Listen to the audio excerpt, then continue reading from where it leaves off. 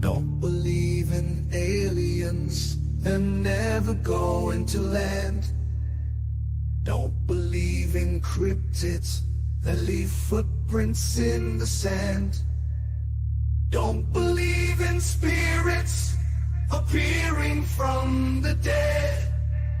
The only demons out there are living in your head. Dream crusher, the Lord of non-belief. If you can't prove it, no one can get ready for the brink. A dedicated skeptic, we all know what that means. He's lurking in the shadows and crushing on your dreams. Dream crusher, the Lord of non-belief. If you can't prove it, no one can get ready for the brink. A dedicated skeptic, we all know what that means.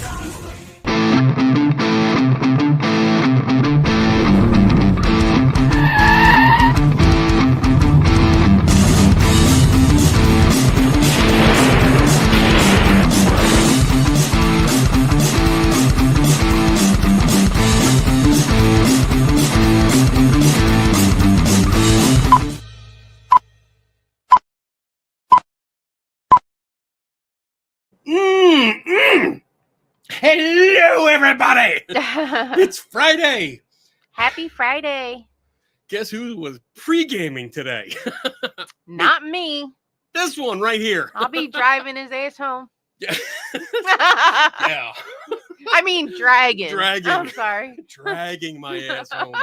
Hello, everyone. Welcome back to another edition of Skeptical Help Bar. January 24th edition. Oh. Look at you with the numbers. Yeah. I'm not good at that. All right. So tonight we do have a guest. But before we get to the guest, who is probably also going to be pre-gaming, I'm pretty sure she was, because I talked to her earlier.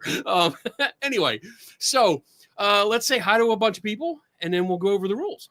Let's say we got, oh my God, I'm going back as far as I can, because I think, we got Chris Williams. We got Mysteries Untold by Michael Burkeen. We got, who else? Cat's Meow. What's up? We got, I'm going down the list. There was a lot of conversation. I even joined in on it. Oh, excuse me. Woo, Kit Ford's in the house. What's up, Chris? Or Kit, Chris. I saw your name and then it flipped, like, because somebody commented and went up, and then Chris was the next one, so I read that. I'm sorry. Blast Rights is in the house. Good to see you. Ghost Quest is here. Teacher Institute for Evolutionary Science. Oh, that's nice. What else we got? There's Ghost Quest. I said them already. Oh, I like come on. them. They're nice. They're nice people. I like that. I know there's a lot of people in here. And obviously, you can't read their Dawn names. of the Dead. Well, there's a lot of conversation before I got to it. Come on, you're Don't wasting start time. with me. Listen, you. Listen, you. Yeah. That's funny. That's funny. Oh, I love adding that. John without an H is in the house. Chris 52 is here. Carolyn D is in the house. Cat Mac. It's date night, Cat Mac. Donna's in the house too. Woohoo! Shauna. Daniel Reed's in the house. What's up, buddy? Jillian Daniels. Jade Kitten. Cool Wheel. Teach It Forward. What's up? Damn it, Bob.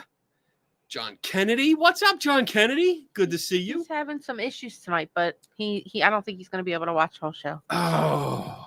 So we Well, hope your watch- issues Yeah. are Watch as resolved much quickly. as you can. Take care of what you have to, and then we'll go from there. Amy's in the house. Byegrass. Byegrass. Amy Byegrass. Byegrass. Yeah, we learned that last week. Yeah. I'm glad you can remember. Julia Jaya is in the house. Diana Foder's in the house. I'm trying. Oh, Nat Goes Bananas. What's up? Hey, yo, Kenny.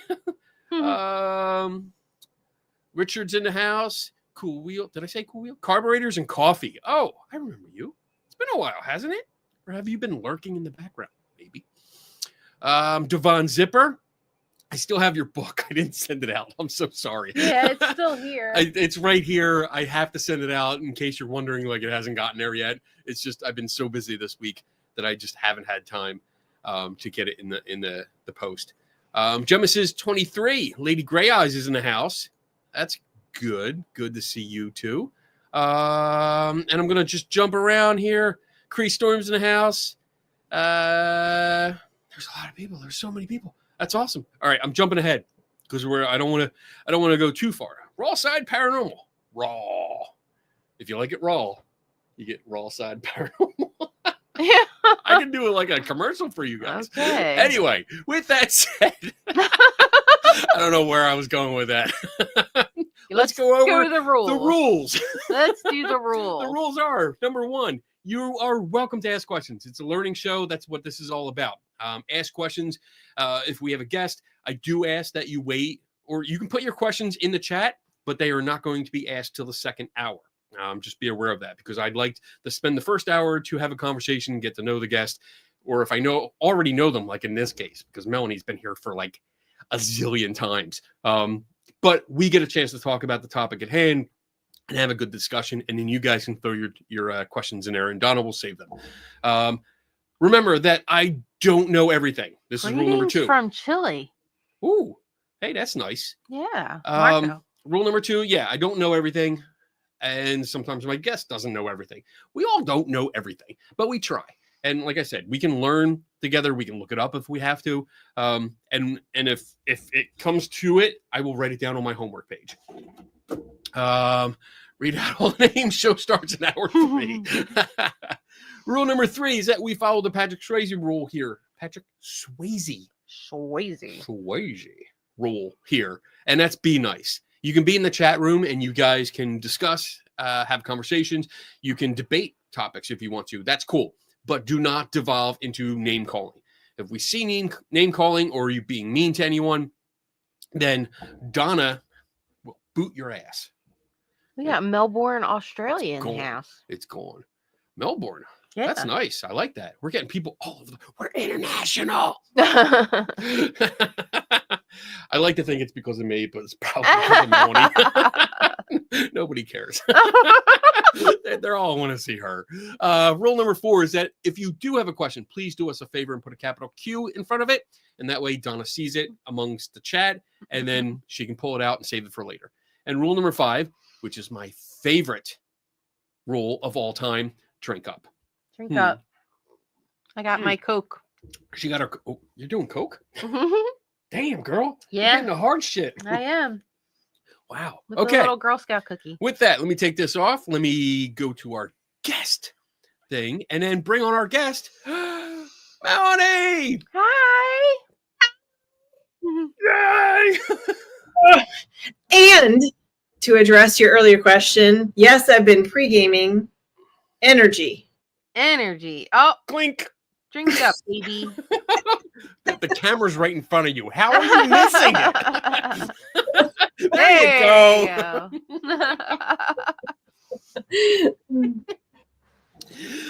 We're going to start a show by missing the camera.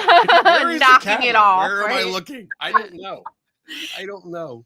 And I see so many of my like dear friends in the chat. audience here with us, and that just makes me so happy. That's good. That is good. We got a lot of people in here, and it's been nice. It's been steadily growing. We have a nice audience, and we have fun every week. So it's nice to get new and old people in here. You're old. You're old. You're like, we talked about this earlier, but you're like the leading guest appearance. Yes, but the leading guest leading guest, the most appearances does not equal old. Correct. Okay. Wrong. From a certain point of view.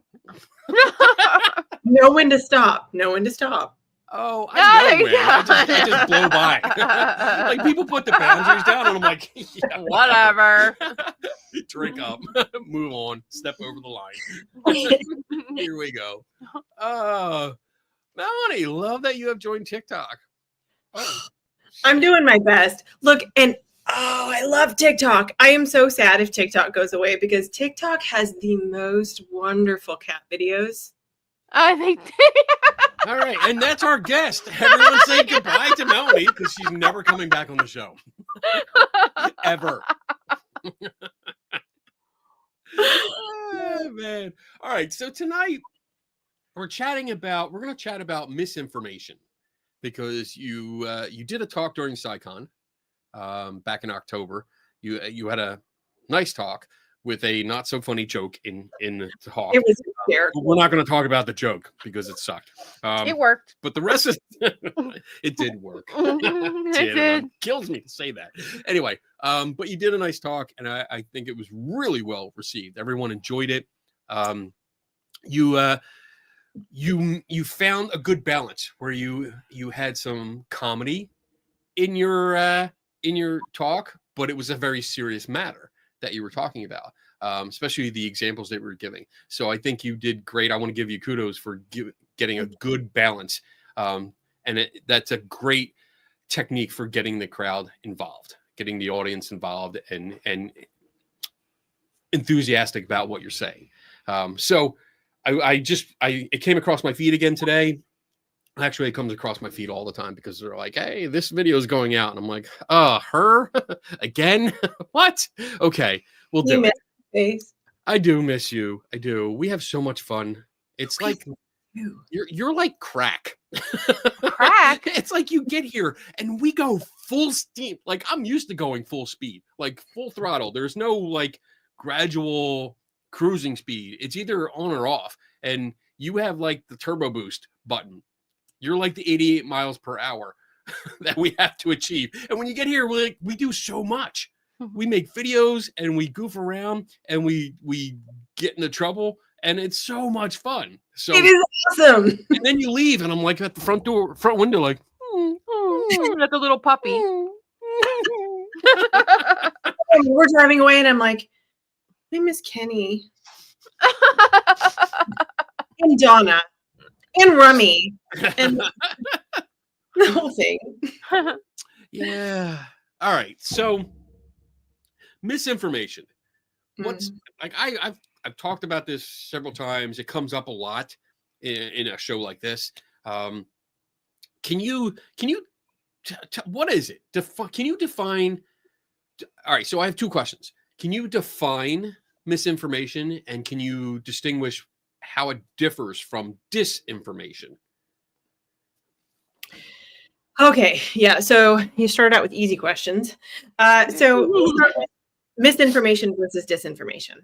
Yes. Misinformation is a broad category of false or misleading information that is spread regardless of intent. Disinformation is a type of misinformation that's purposefully deceitful. Okay. So I tend to focus on misinformation more broadly because if I'm focusing on the intention of the person sharing it, then the burden of proof is on me to prove that they're lying. And if I know they're lying, then it's important to call that out. But if we don't know they're lying, I think the intent is less important than why the misinformation is wrong. Misinformation itself, though, is a really broad category. So I'm writing a book about this currently, and so knee deep. What? You're writing a book? Oh, I am writing a book. that's good because Kenny should be too. I know. That turned against me really fast. I was hoping. Somebody's writing a book. Wait, it's not the end of January yet, so you can work on that. Put it on your list. Let me see. What? Oh, wait, here we are. Oh, Hell no. Hell no. Anyway. So continue, please. Yeah, so misinformation can be broadly classified by either the shade of wrongness. So thinking of misinformation like a spectrum from kind of sort of wrong, maybe misleading a little bit, to just flat out fabricated. Okay. And also the subject matter. So is it a pseudoscience? Is it like a health and wellness thing? Is it science denial? Is it a conspiracy theory? Is it, and pardon the air quotes here, but fake news? All of those are different subjects of which the information could be wrong. So on the extreme side on one extreme side is disinformation on this spectrum. Is that what you're saying? That's a really good question. So disinformation is not necessarily in that spectrum. It gets to the intention. So let me give you an example. Most disinformation that the really serious stuff are disinformation campaigns that are purposefully misleading people. So the tobacco industry famously did this, where they knew that there were health effects, negative health impacts from their products, but they did not want to be regulated.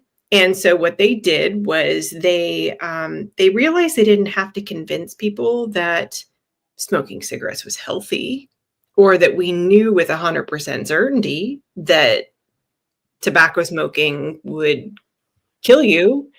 They just had to sow enough doubt, like flood the zone with shit. They had to sow enough doubt so that we went, I don't know. We don't really know. Why would we regulate? We don't know. But the purpose of what they were doing was to deceive. That same campaign, the style of campaign, even actually the same scientists and the same think tanks, was employed later by the fossil fuel industry, ozone, like the CFCs.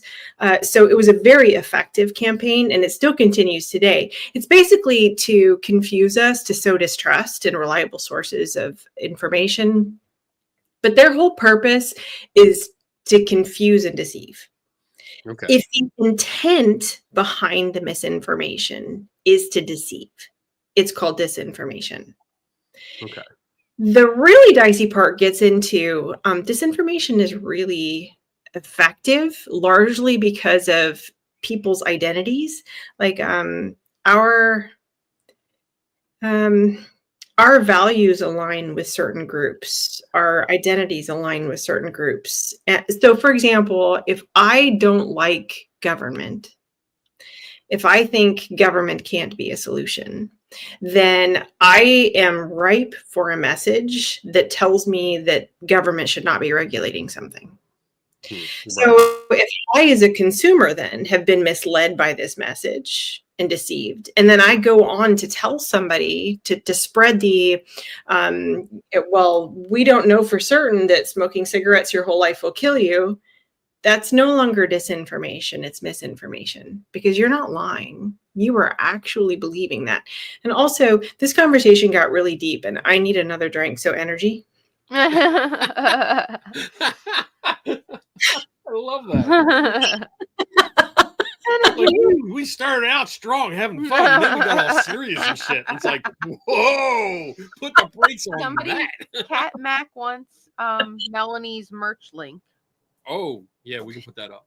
Do you So have that? Donna and Donna helped me with this shirt, and Kenny kind of, sort of, but mostly Donna. And yes, then this is available on my website. Thank you, Kat. I appreciate that. I love how I get less than half credit. What did you do? I put it on there. Oh, he helped line it up. He did. There, yeah. So he gets Yeah, a quarter I credit. get it. It's a quarter. I went 30%. Nope. I'll go as high as 28. Hmm. Why is there a cat shirt on your site? Take that shit off. Get that off. Anyway, so I put the link in the chat if anyone's interested. So there you go, Cat Mac. Yep. You can check it out. So, all right. So intention.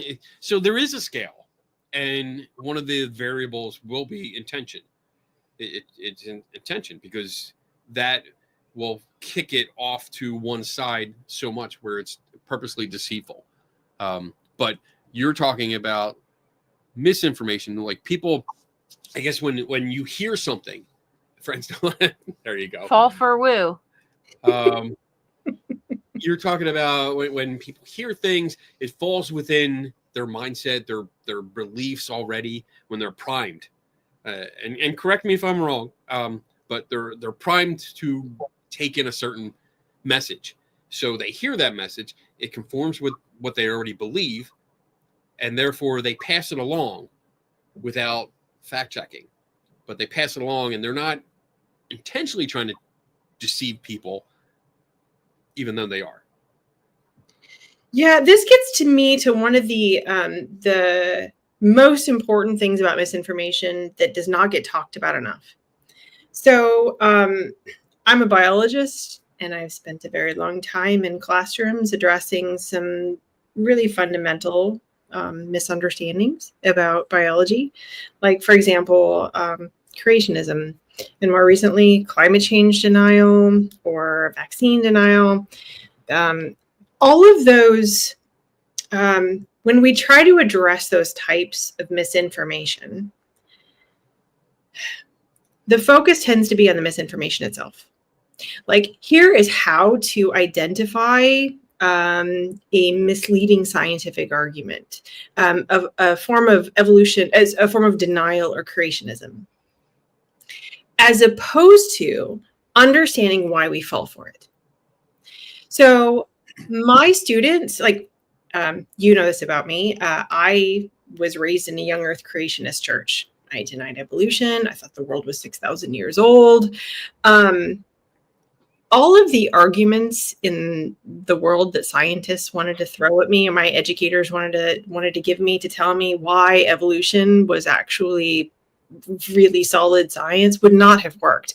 Because the reason I fell for those was not because I didn't have enough information. It was because I had identity needs, emotional needs, values that were driving my reasoning. And so I get a little frustrated, actually, when I see some science communicators going in mocking creationists for having certain beliefs, like that's going to change their mind. Mocking me would not have changed my mind. Right. I didn't, what I needed was somebody to understand why I fell for those things so that I didn't continue to fall for them, which then means that when we try to help people understand misinformation, it's not enough to know how misinformation works. We also have to know our vulnerabilities to misinformation. Mm-hmm. Yeah, I like that. And we talked about this earlier, a little bit earlier, and I agree. Like, you can't mock people. Like, if they're unintentionally spreading bad information, you can't just mock them and make fun of them, because that's not going to help. That's not going to change their mind. And if anything, I think they would dig in more and be resentful towards you, Yes. who is trying to present new information, or better, more science-backed information to them. They're gonna look at you and think you're the bad guy because you're making fun of me. You're not trying to help. You're just making fun of me. And I agree with that, 100%. I agree with that. I don't think people should be mocked. Even people that I don't agree with, and there's been long-standing things. Like for example, for everyone watching, I know that they follow along with the Conjuring house, and this is like a famous haunted house, and the owner has had some definite, we'll say, behavioral issues, and that's all I'm going to say. I'm not qualified to diagnose that, but Is this the house in like Rhode Island? yes. Okay. And she's been putting up some very out there posts, like posting on social media with topics that are just way out in left field, nothing to do with anything, and full of conspiracies. And I share them. And usually my message is like, this person does need help. Don't go there. Don't try to book, or don't try to visit. Don't try to engage either. But understand, like, this is the behavior that's being shown. We can't deal with this. We're not qualified to deal with this. But I'm not making fun of her. I'm not mocking her. And I want to spread some good information. Like, this is empathy. Yeah. This is the situation. And I try to give facts. But we can't just mock people. Like, I could go out and just say, oh, she's crazy. She's a nutcase. But what's that going to do? Anyone that follows her or even sympathizes with her, or understands what's going on, is going to look at me as the bad guy. So I'm not going to do that. I would distinguish between the purveyors of the misinformation and those who have fallen for it. So in this particular case, I don't know what this woman is up to. But the people who believe her are different than her. Or the people who fall for like creationism are different than Ken Ham.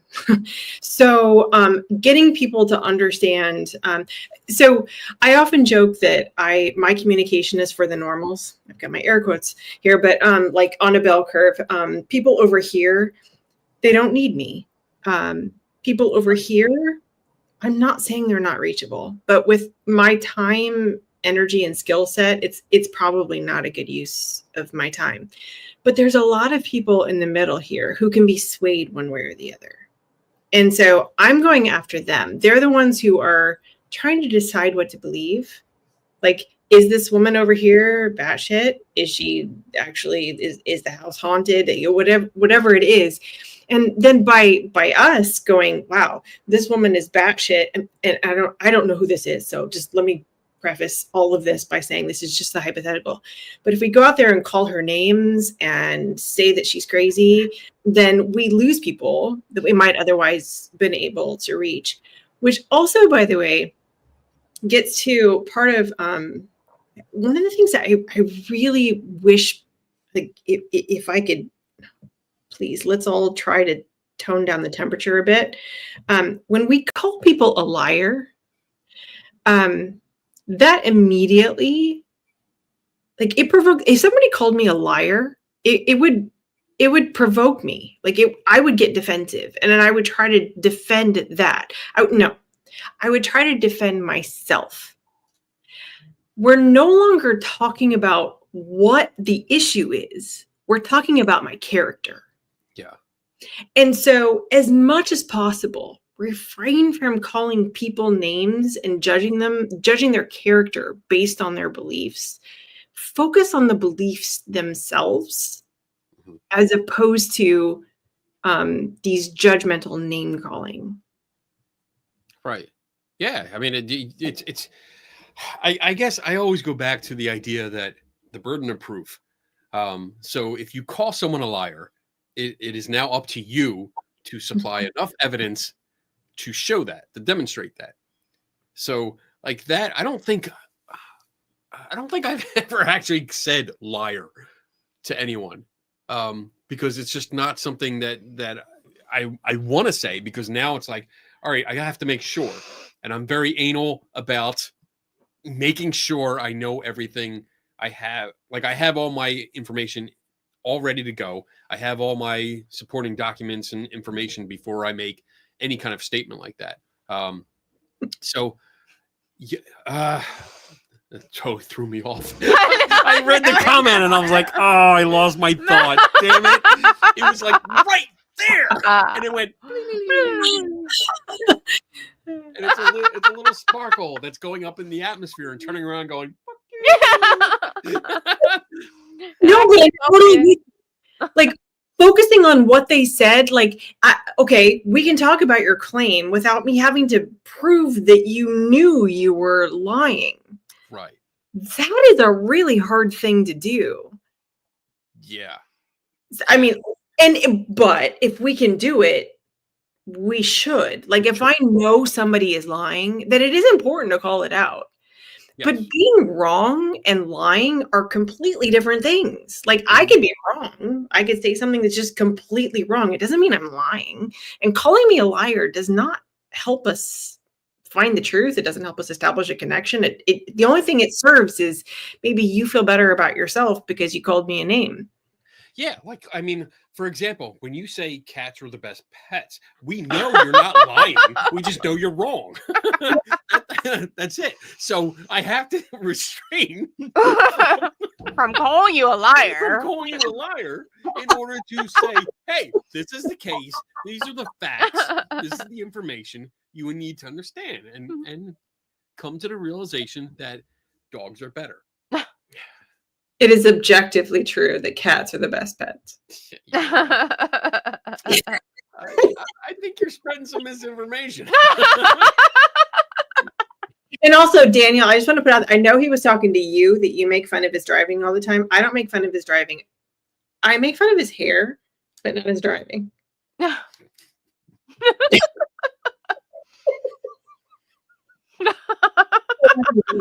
really do. I do not make fun of his driving. I simply point out the fact that he cannot park the fucking car around the parking lot 6 times. Is it because he couldn't pick a spot or because he couldn't fit in a spot? I think he's waiting for someone to leave the closest parking spot. So he just circles the parking lot until that person comes out of the store or hotel and says, oh, all right, now I can park there. I seriously, you know what? One of the times I'm in the car with him, I think I really lost it. And I was like, park the fucking car!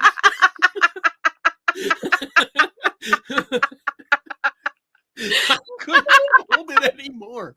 I love Daniel so much. I love him. I love him like a brother. He featured in my my cat hairball remedy for hair loss because he has such a great head of hair. I mean, that's because he spends so much time behind the wheel. Anyway, one thing for sure, Daniel Reed's cooking. Yeah, I know. I've seen some of the pictures he posted of the food. His wife's baking. Oh my god! See, Kenny, he's looking for the best parking spot. Yeah, you found it 3 circles ago. It's still there. Like it's still there right now.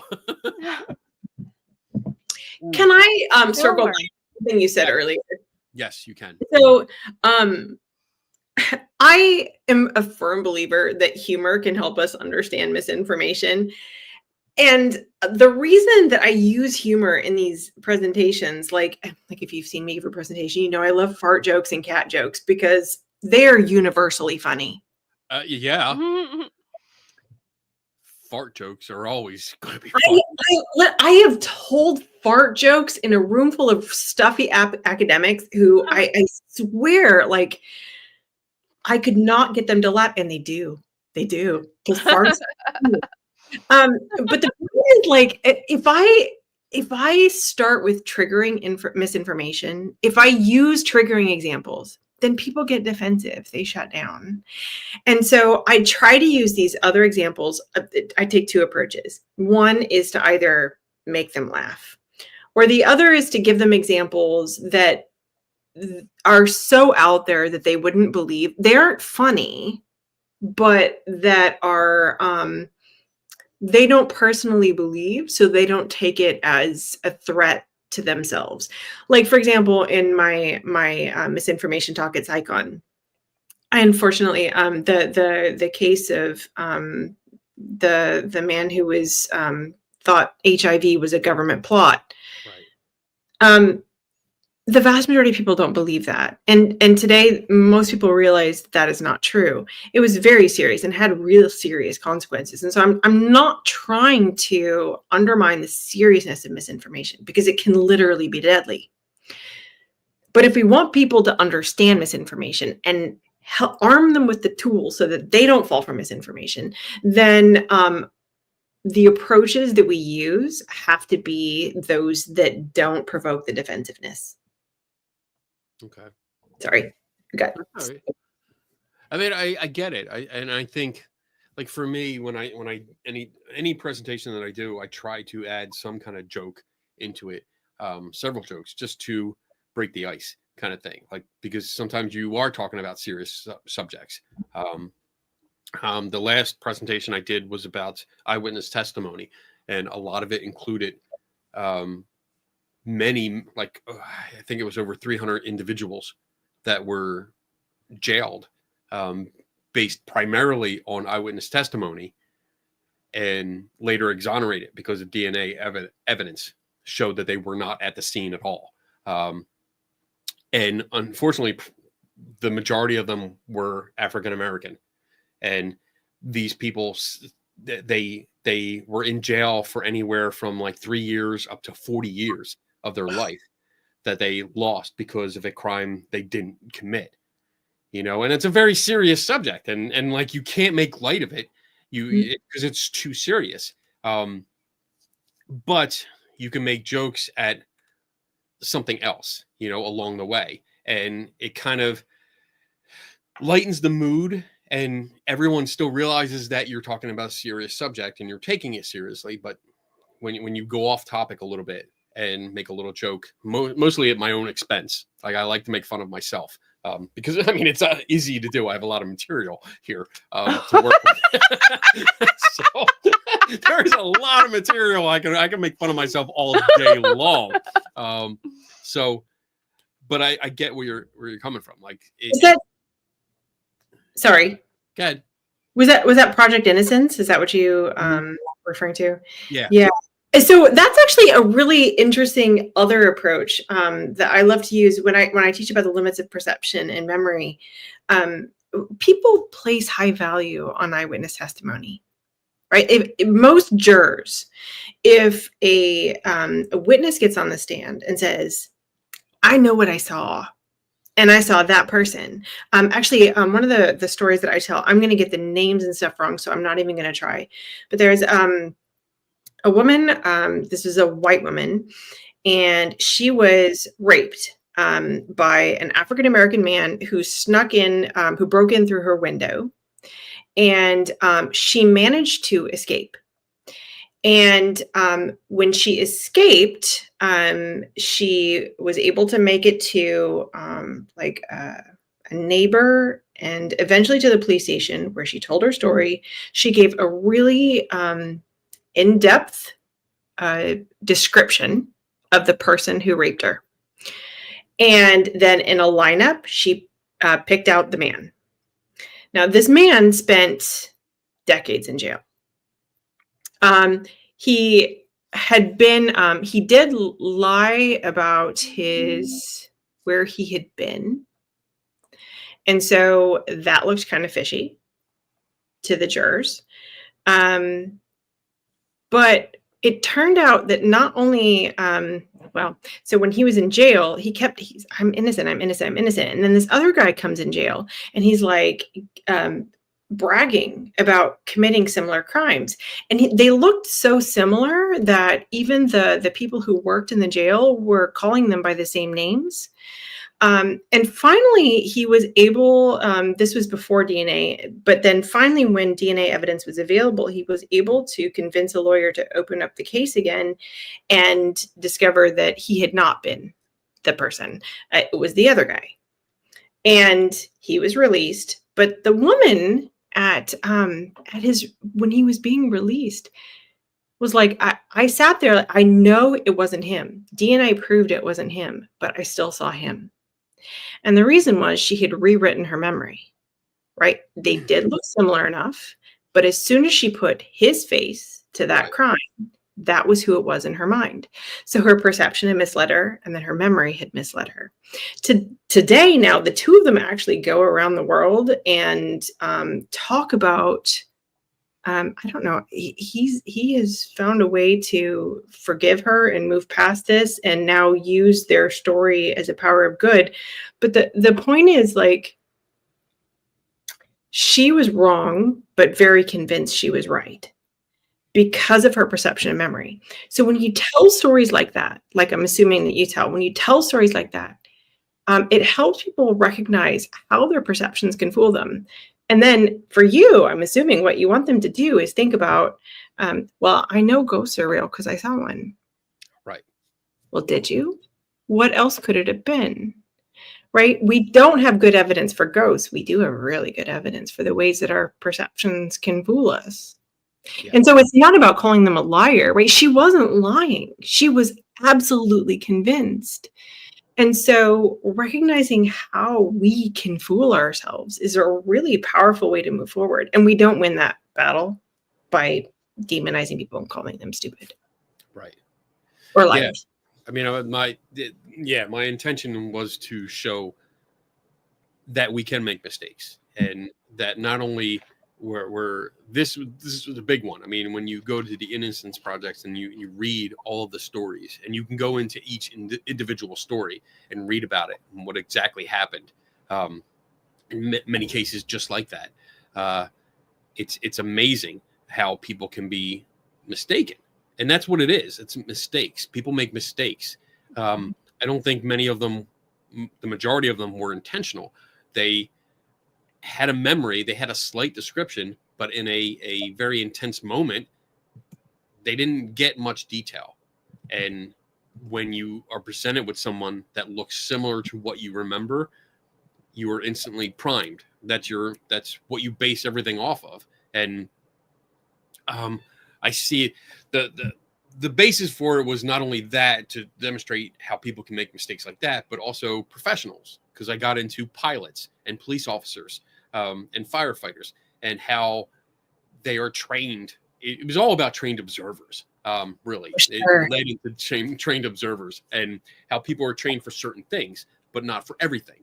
You don't get trained to observe everything going on. You get trained to observe specific things. And it depends on your occupation is what you're trained to observe.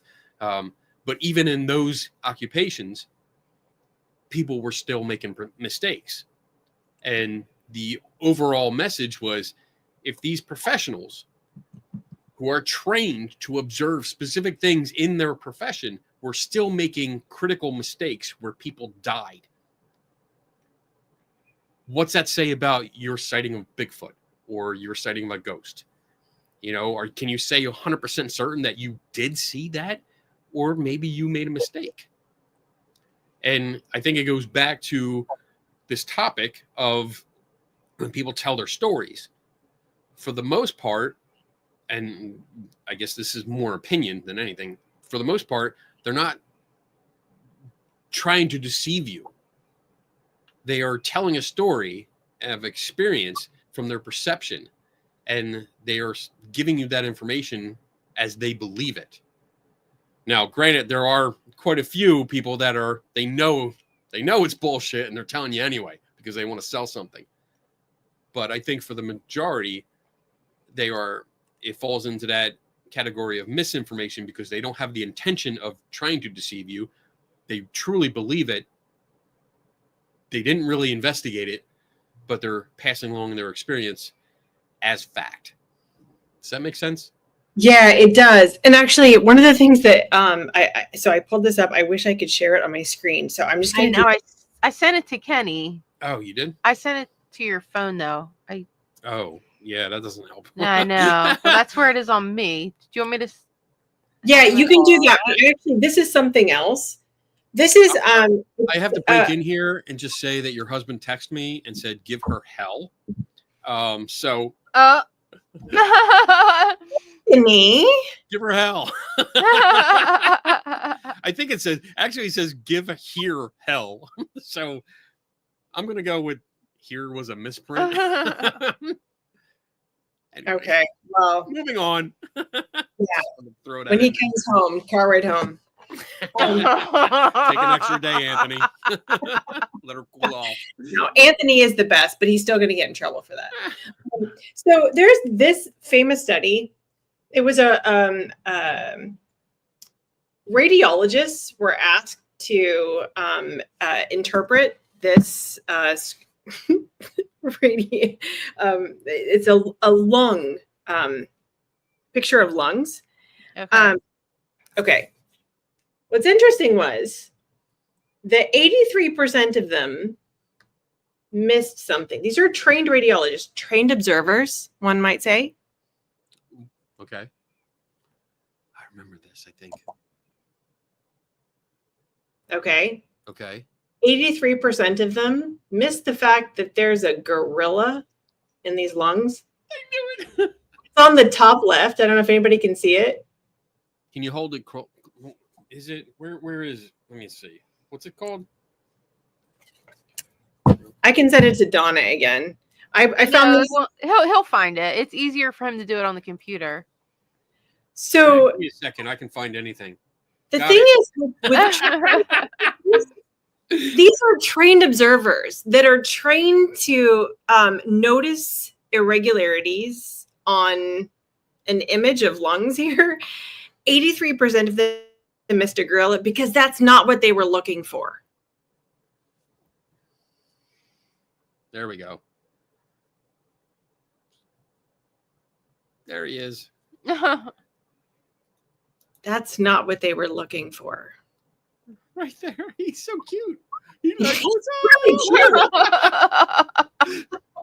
The point, even so, the people, oh gosh, this trained observer thing, and I'm sure you've got more of a rant on this than I do, but trained observers are trained to notice specific things.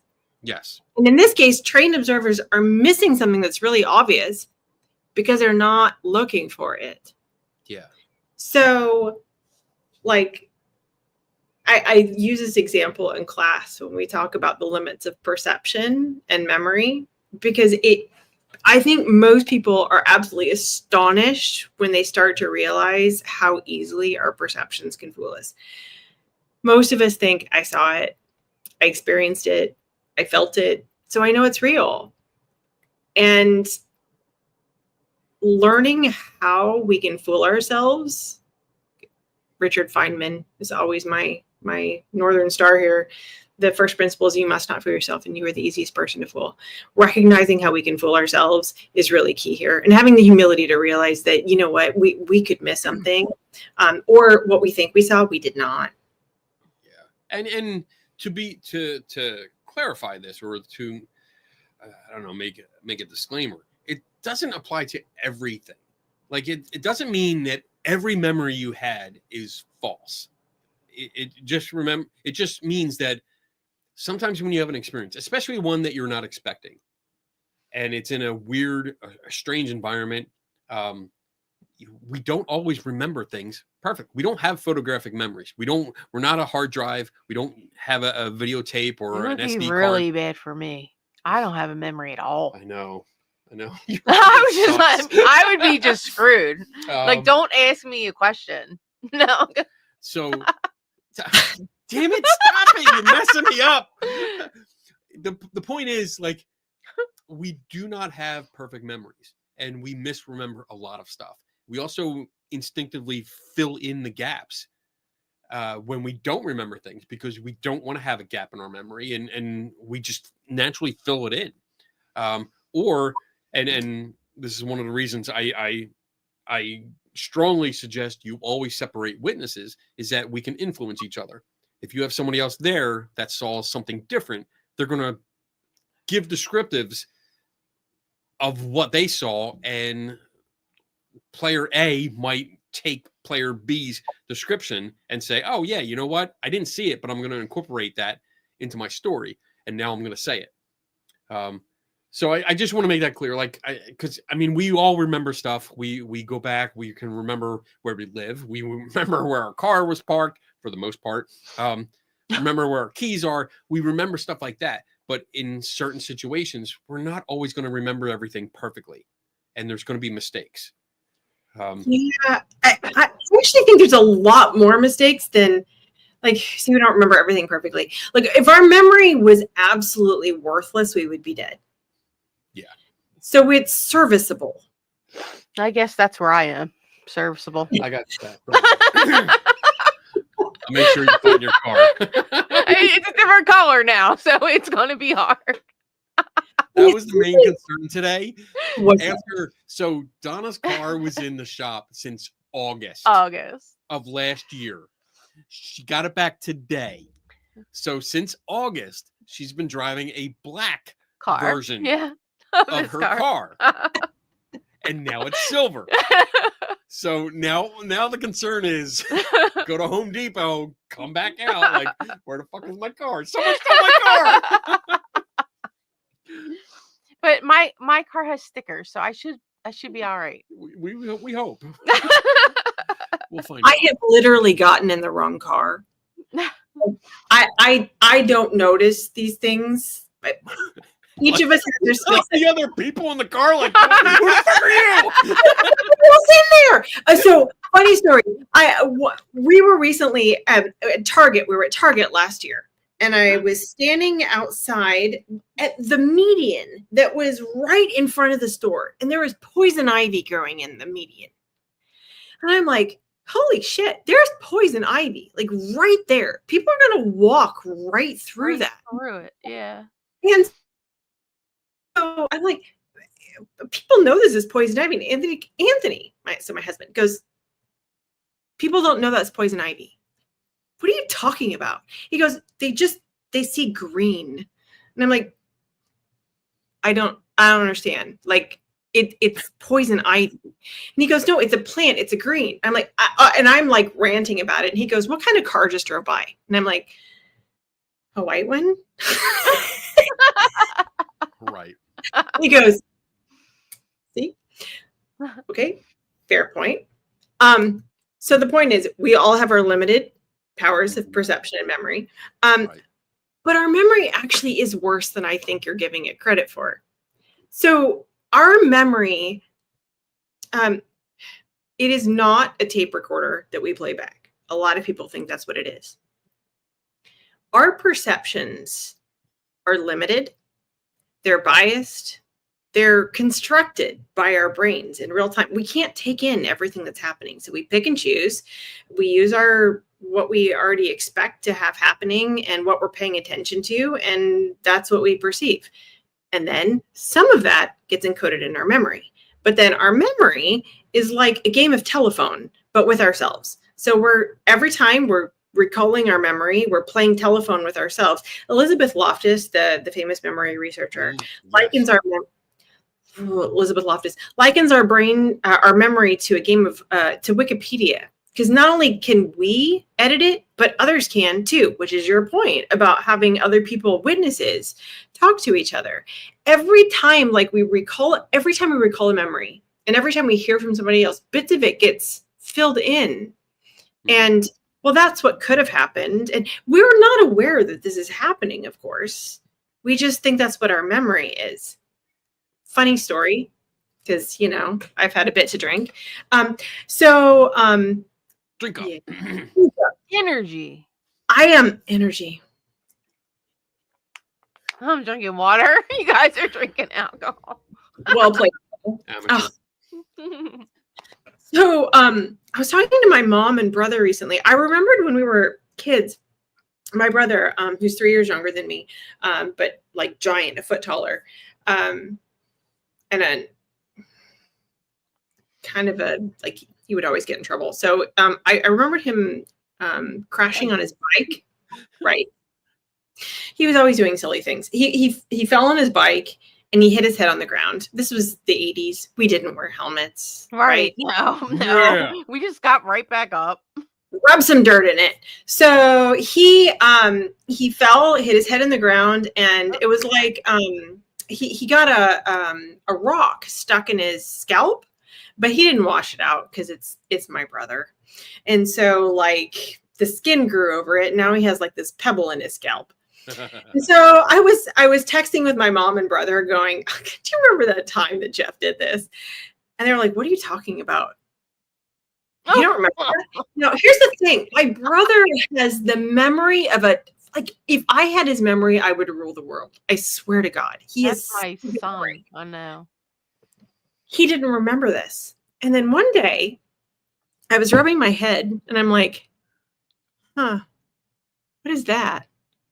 Well, that feels like a pebble. Oh, crap. Was that me? Wow. Oh. You have a pebble in your head? I do have a pebble right here. It's still there? It's still there. Oh, we're totally operating. We're getting that shit out.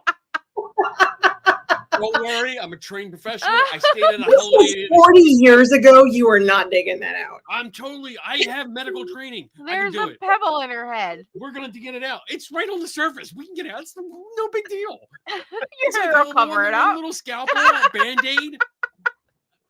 Look, I got a set right here. No. Take it out. No. Make it painless. You No. won't feel a thing. We'll drink a lot first. No. Yeah, 'cause that'll help. Alcohol bleeding all over the place. And then I get a bald spot like right here. We're totally taking that out. We're totally taking that out. Anthony, if you're watching, operation. Operation pebble removal. That's your nickname Pebbles. now. Pebbles. Pebbles! Oh my goodness. Happened. I don't remember. This was a story for my brother. There's a part of my whole life that's missing, and I don't know, maybe it was a concussion. I don't know. Again, it was the 80s, and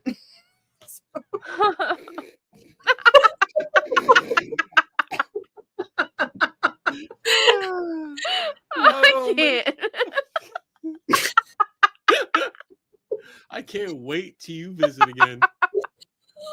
Oh man. We're gonna get you so fucked up. I named it Pebbles. Who did John? Jenny.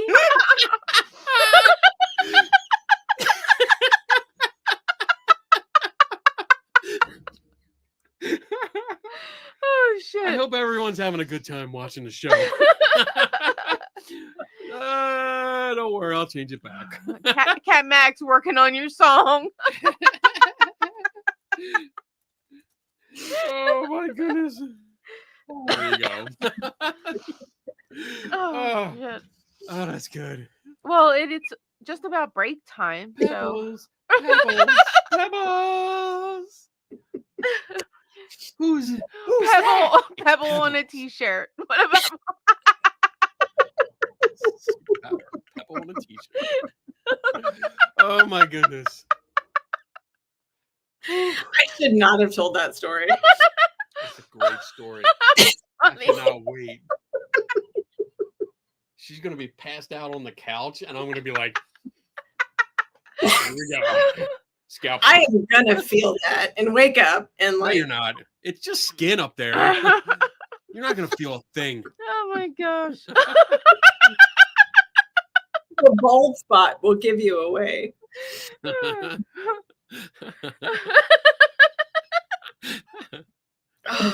are we doing? Rocking on. We're gonna rock. King rocks. Rocking his That power. was a mistake. Anyway, so with that, should we take our break? Yes, Melanie? yes. I think Donna needs to breathe. I need a break. She's been laughing too hard.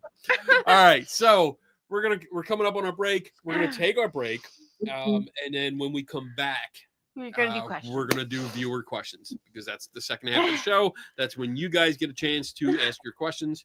What? No questions about the pebble in my head. Yeah. I don't care if it's all questions about a pebble in the head. Anyway, so yeah, we're gonna go on break. When we come back, we'll do our viewer questions. It's your chance to ask questions of Melanie or and or myself, and see Yeah, what you comes got up. like a minute or two to get them in because we already have a lot. Yeah, we have. Oh my God, we have 19 questions already. Shit, that's a lot. People are questioning you. They're questioning you. All right, come on. All right. Let me. I gotta cue it up. Hold on. There it is. We're professional here. All right. So everyone, we will see you back here in 4 minutes and 9 seconds from now.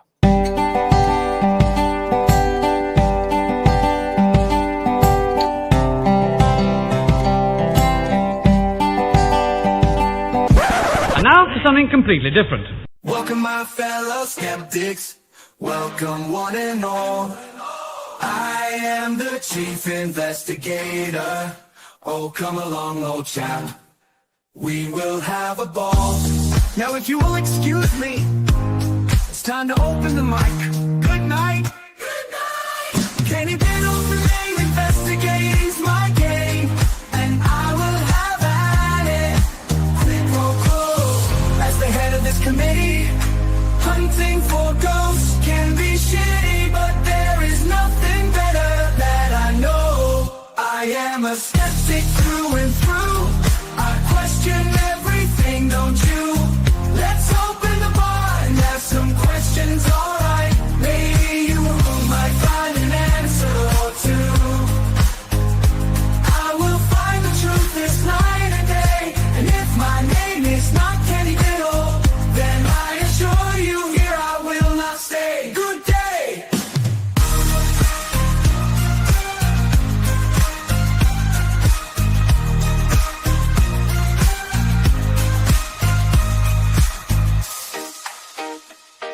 Kenny Biddle's the name, ghost hunting's the game. I won't let anything get in my way. Too many fakers out there, too many chefs, too many toe tappers, none of it makes any sense.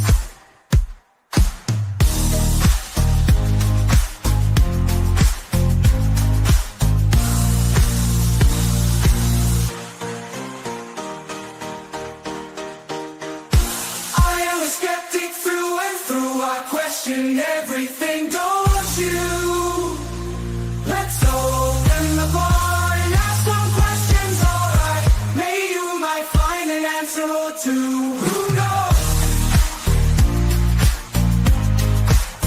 There may be ghosts in the machine, but trust me, I am not so keen. I prefer to see these things clearly, not in 144p. I am a skeptic through and through. I question everything, don't you? If you don't think I am right, let's open night night. Yeah, yeah.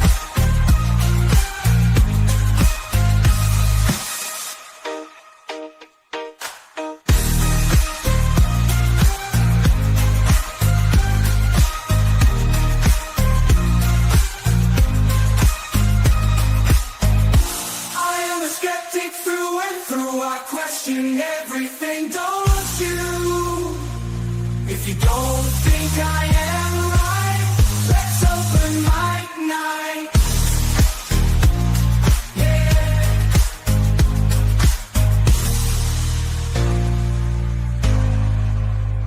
If you have an answer or two, let Kenny Biddle solve it for you. Let Kenny Biddle solve it for you. The one and only Kenny Biddle. Kenny Biddle. Kenny Biddle. Kenny Biddle.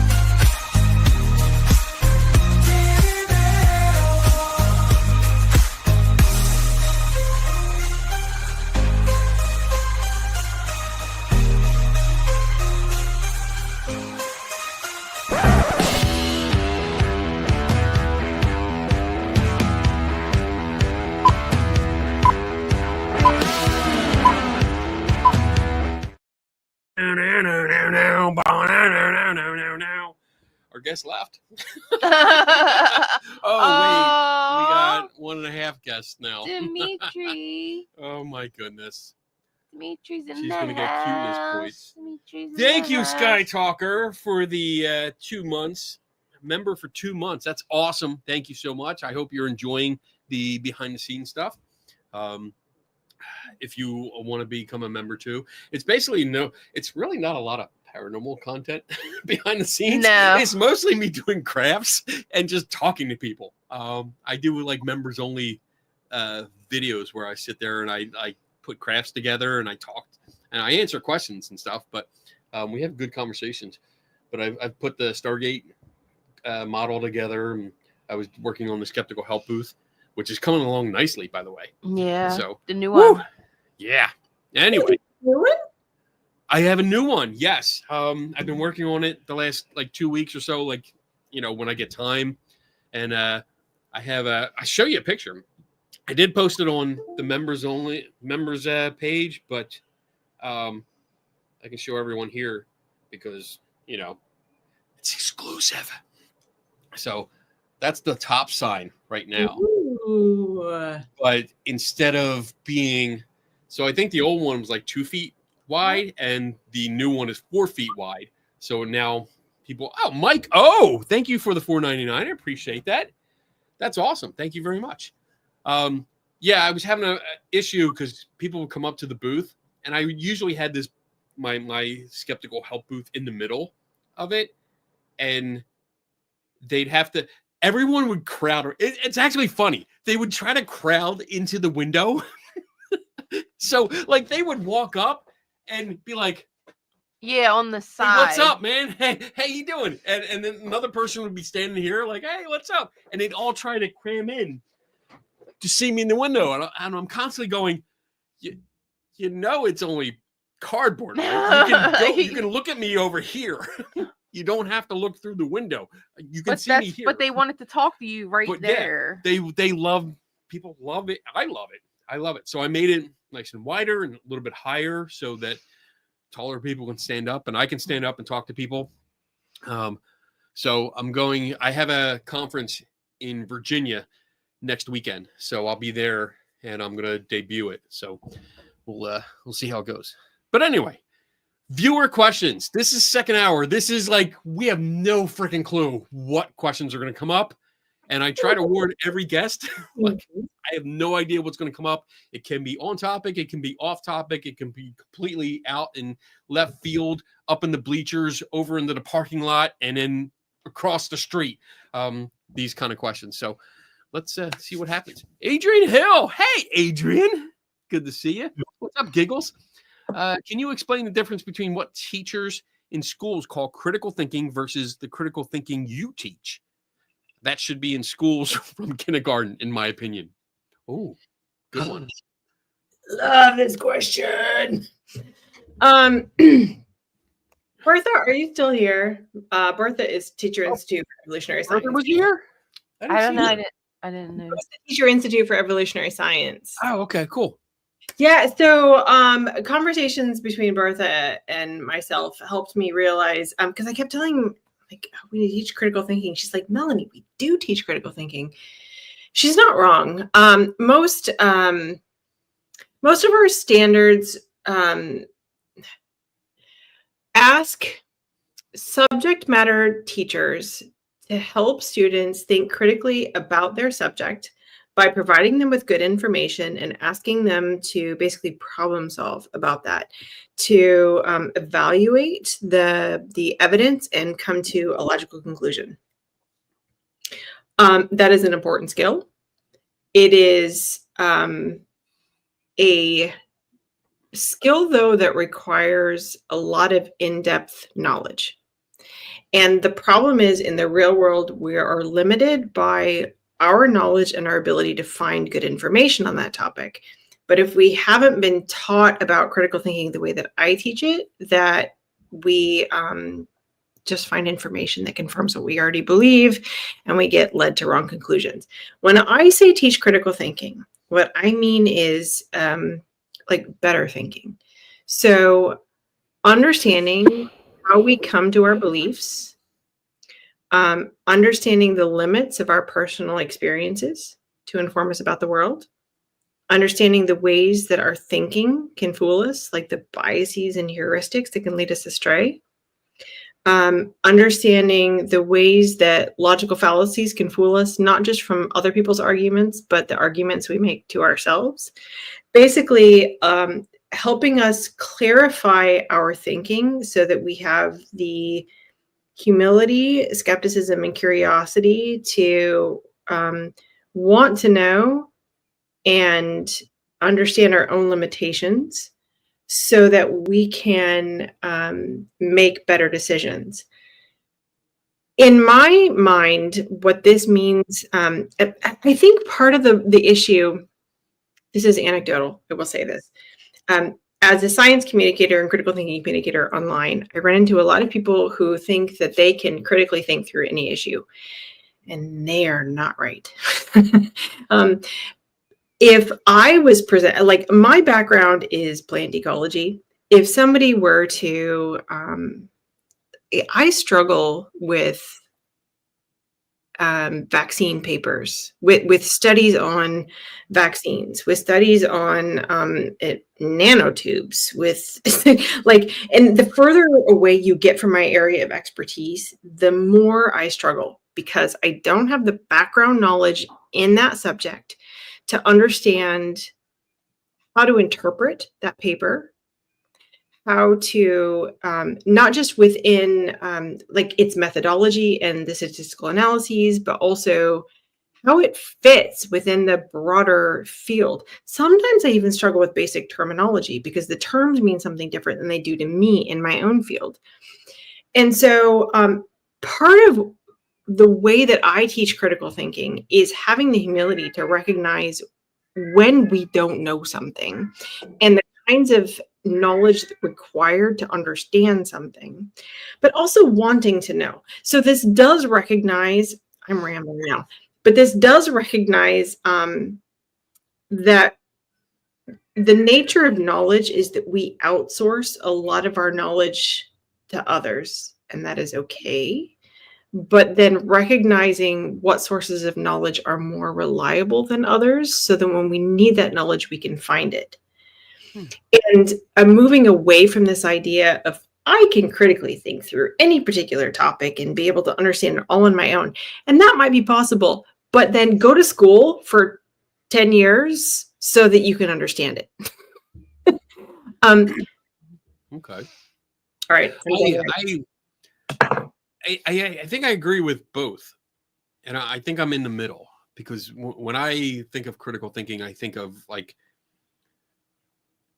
looking at a problem, analyzing it, figuring out a way to figure it out. And for me, I think a lot of that uses the same skills that I use for solving some of these mysteries that I do. No matter what topic is, my first instinct is, all right, how do I learn about this? Where do I go? I know there's sources. Let me go to the sources. Let me figure out what, and I sometimes I'll sit there with the academic paper and my phone because I need help with the big words because there's a lot of big words in those papers, but trying to figure out ways to understand it better. And I don't know if that's in between or if that's where that falls on what you're talking about and what Bertha is teaching. But that's always how I viewed critical thinking, like just trying to figure out how to understand it. So like, for example, I visited your house many times. I have my own room. Not gonna brag. I know. We're going to put a plaque on it and says Melanie's room. And your yard. So like if I were to talk to you about your yard and the kinds of things that grow in it and why. Shh, we don't talk about that.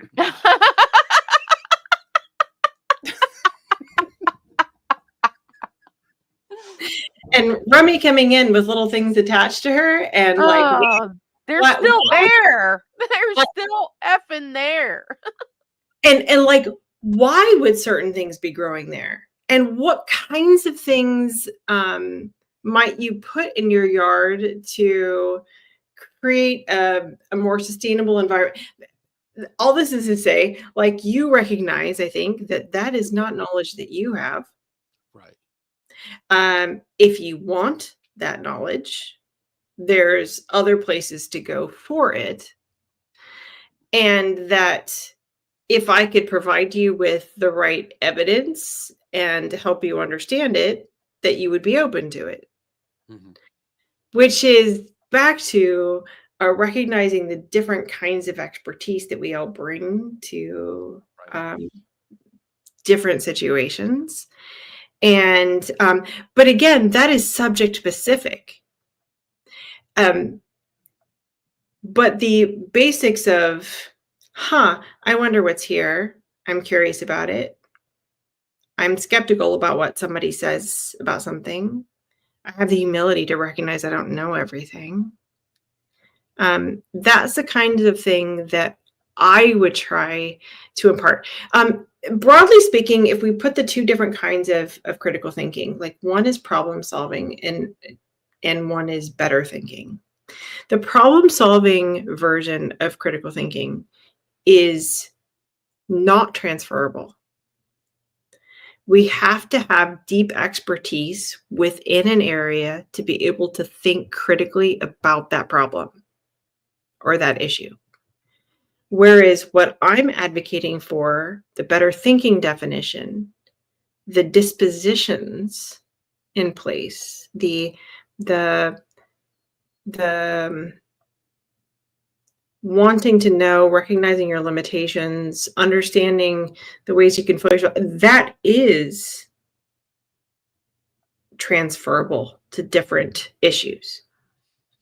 So this, I think, can broadly apply more than what we're trying to do in subjects, and actually has, do you run into this a lot? People who call themselves independent thinkers. Independent thinkers? Oh, yeah. Yeah. Like they think they're above all of human knowledge and they can think through anything by themselves. Yeah. Yeah. So that's one of my triggers because like no one, literally no one is an independent thinker. We all think collaboratively. We all rely on other people for an aspect of our knowledge and thinking. So that if you want to be an independent thinker, to me, it means recognizing that you can't reproduce all of human knowledge by yourself. You can't understand all of human knowledge by yourself. Recognize what you know, what you don't know, being able to find it and being able to understand how to get to the best form of knowledge. To me, being able to think critically, think independently through every issue shouldn't even be a goal, because that's not like I can't learn to fly an airplane on my own. I don't want to learn how to reproduce wastewater systems. Like I have better things to do with my time. I am happy to outsource that knowledge to others. So, what about, and I know we're taking away from viewer questions, like what about if like the people that teach themselves how to play guitar? Would that not fall under like they're learning? They don't have anyone to show them the way. Well, actually they do. I mean, if you read books, if you watch videos, yeah, you are relying. Never mind. And you're using instruments that somebody else created that right. and the music theory system that's already in place. Yeah. All right. So I'm going to shut up and move on to the next question. Because did I just shut Kenny up? No, I'm still talking. Look, you know what? You know what happens here? See, I have the power to mute you. And you can't do shit about it. So there you go. All right. Great. Next one. What is a science communicator? How did the term originate? Can I be one? Hey, Dr. Jim. Hi, Jim. I don't know. That's a great answer. I don't like to call myself a science communicator even because I don't feel like I communicate science. I feel like I communicate critical thinking, but the better thinking version of critical thinking. I know that there's a lot of science communicators out there who really mean well, but don't actually have very much of a background in science communication. I should say in science. I know there's a lot of science communicators who step outside of their lane of what they know about science. I don't know. To me, as long as you're out there sharing the best of human knowledge at a time and in a way that can be useful to people, then you're at least adding something. But I don't know if that's what it means to be a science communicator. I mean, I would think at the very basic level that a science communicator is someone that communicates science. Like they have a basic understanding. Well, not a basic understanding, but a slightly more in-depth understanding of science, so that they can read a paper and put it into Barney style. Basically, dumb it down. Into what? Barney style. What's that? I picked that up from my military friends. Barney style means. I never heard that. Melanie, the other Melanie, not you, Melanie. Oh. The other Melanie would say that. There's another Melanie? Yeah, there's another. You Melanie. cheating on me? Yeah, She was first. first. Sorry. You're Melanie number 2. I'm hurt. Melanie number 1 is a retired veteran. And she would always use Barney style as a way to nicely say, or at least the lingo that she would use that would mean dumb it down. So you basically help people that are not educated in science or understanding of science to understand. Oh, break it down Barney style just means to make it simple and understandable as possible. As if What's the origin of that term, Barney style? I don't know, but she always talked to. Every time I've spoken with her, like that has come up, and I just got used to it. So I've used it several times, and I don't think twice about it now. Which I probably shouldn't use it because I wasn't in the military, so it's not like I feel like I'm stealing it from them. So UB has a degree. Understand? Oh, so, yeah, I know. I need to get into that, Tim. So basically, yeah, I think that's how I view a science communicator, where they make it more understandable for the general public who do not have a science background. Like, I don't consider myself a science communicator. I just call myself an investigator. That's all I'm doing, and I'm basically laying out what I do when I write my articles or do my videos. So I don't see because I don't have a science background. But to me, there's like science is ginormous. And I'm not naming names here, but there are certain science communicators that are specialists in like physics, astrophysics. They're talking about Barney the dinosaur. I don't understand this. I love you. Dumb it down like Barney. Barney, like Barney style. That makes it understandable. Yeah. Is that really where it comes from? The Barney the dinosaur? That's what they're saying in the chat. Okay. Barney and friends. That's fascinating. Yeah. Well, okay, so I will fully. My background is biology and chemistry, and specifically ecology. I know shit about physics. Like, I took a year of physics as an undergraduate. I know nothing about astrophysics. So, like, I would not hesitate to have any sort of like attempt to clarify that to the public.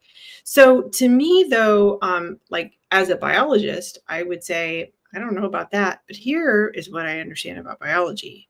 And I would hope the astrophysicists would do the same when they don't know something. Yeah, like I think when we had our slumber party here and we got into plant sex, which plant sex! You were a science. Oh my God. Someone's feeling good. I love when conversations get back to plant sex. So I think that in that sense, you were acting as a science communicator. Yes. And side note here, I did look it up. The great and powerful Google says Barney style is a Marine Corps phrase that means to explain something in a simple way, like to a child. It comes from the children's TV show Barney and Friends. So yes. I Yeah, like that's that. where I just had his comment up there. Oh yeah. That's really what I was referencing. That's awesome. Thanks. Oh, They weren't Malachi. so nice That's to each other Malachi. back then. Dude, he has a best name. I love that name. Malachi. Today I learned I'm older than Barney. Well, you are. You're older than me. I don't want to hear it. Whatever. How old am I? You don't even Older know. than me. Whatever. 52. Damn, she's good. Good guess. All right, moving on to the next question because we got a lot of questions. Shut up. Well, you guys, Keep drinking. All right, next question. Come on, let's get through some of these. But is there any truth to what she's saying? Are there any truths? Are there any truths? Oh, I love this question. I don't know. That's a perfectly acceptable answer. Don't know. I don't know. That's There are things that I think there are things that are true. I think our ability as humans to find the truth is limited. And so what we think is true is all in a spectrum of uncertain to certain. But there is nothing that we know for absolute certain. We could be in the Matrix. Oh, here we go. Oh no, we have too many questions for that, so we're just gonna move right on.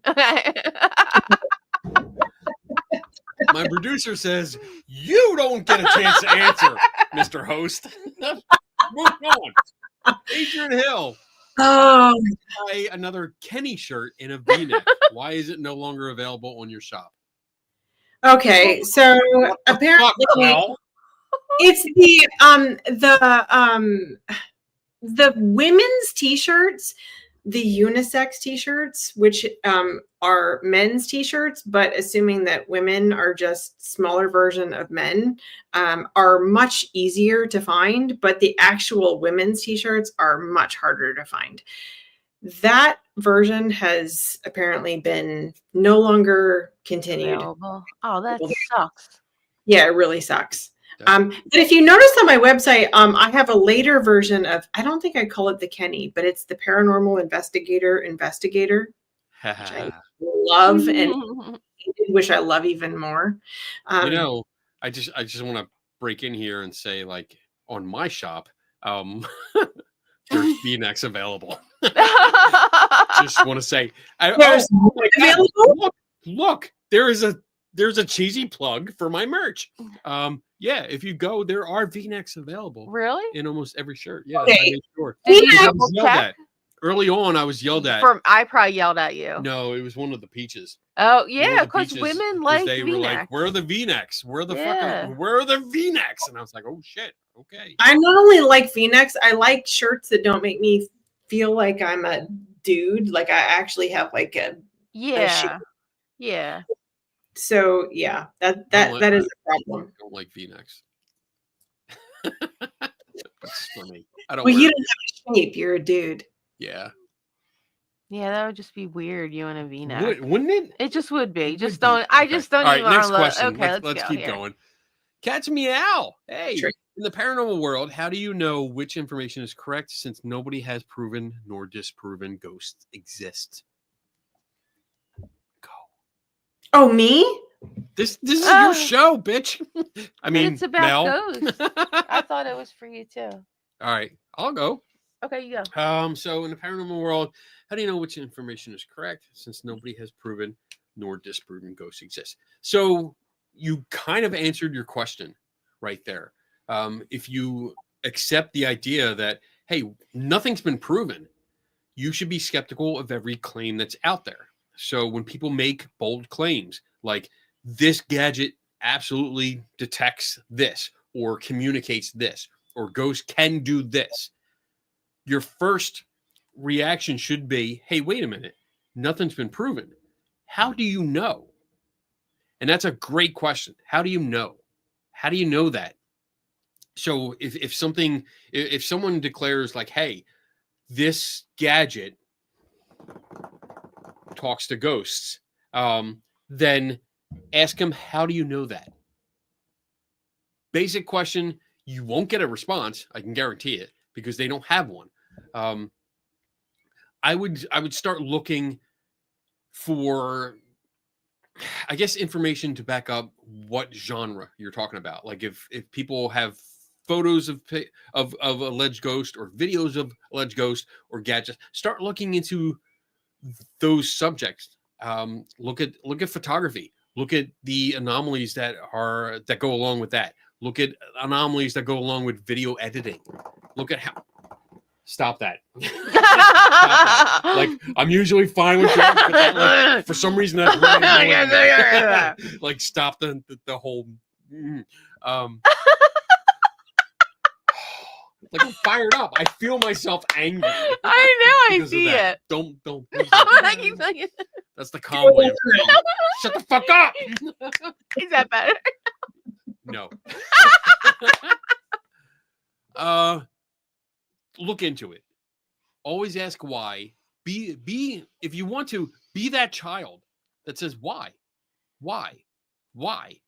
Keep asking that. Get the answers that you want. If the answers are not provided, don't buy into it. Just keep learning. Just that's the motto. Never stop learning. Right there. Can I? Yeah, please. I love this question because the real question here is, can we actually determine if ghosts are real? And most of the, like, a supernatural claim is inherently unfalsifiable. But if we're trying to determine if ghosts are real, what we're trying to do is, most of the time what we're doing is anomaly hunting, where we're finding things that don't fit what we expect and then attributing it to a supernatural cause. But ghosts are inherently an extraordinary claim. Like in all of human history and hundreds of years of scientific exploration, we don't have any definitive evidence that demonstrates that ghosts are real.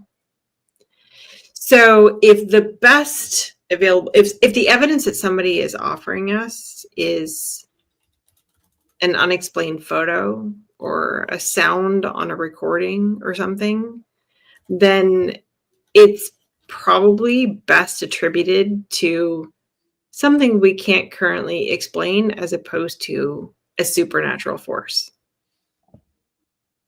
Okay. Thoughts? Good.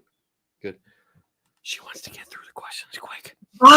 So we're moving. I mean, we only have a half hour. We're totally going an hour 3. Yeah, we're playing Donna's theme song tonight. It's not working. How can you be a critical thinker on what other people think? Yeah. I would suggest when it comes to other people's opinions and thoughts, why they believe what they believe, this is my approach is always to have a conversation. Don't look for a fight. Have a conversation. Why do they believe what they believe? And let's look at it from that perspective. Understand where they're coming from. And once you understand where they're coming from, it helps you to approach their different beliefs. So I can say, like, if you believe that ghosts exist because that's how you were raised, like, okay, so let's look at alternatives. Like, what else could possibly make that experience? If someone had an experience where they heard something in a house, like they hear a voice, what else could make that happen? Let's start thinking about these other explanations. Could it have been someone in a different room someone upstairs, someone outside? Were they standing by a window?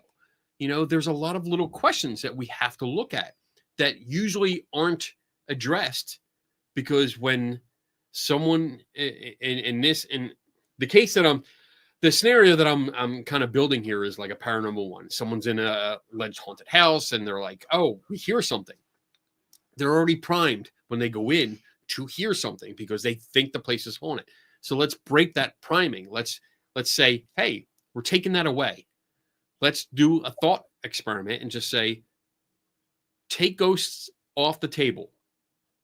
Let's just think about what else could cause that experience. Let's brainstorm. Let's do a jam session here.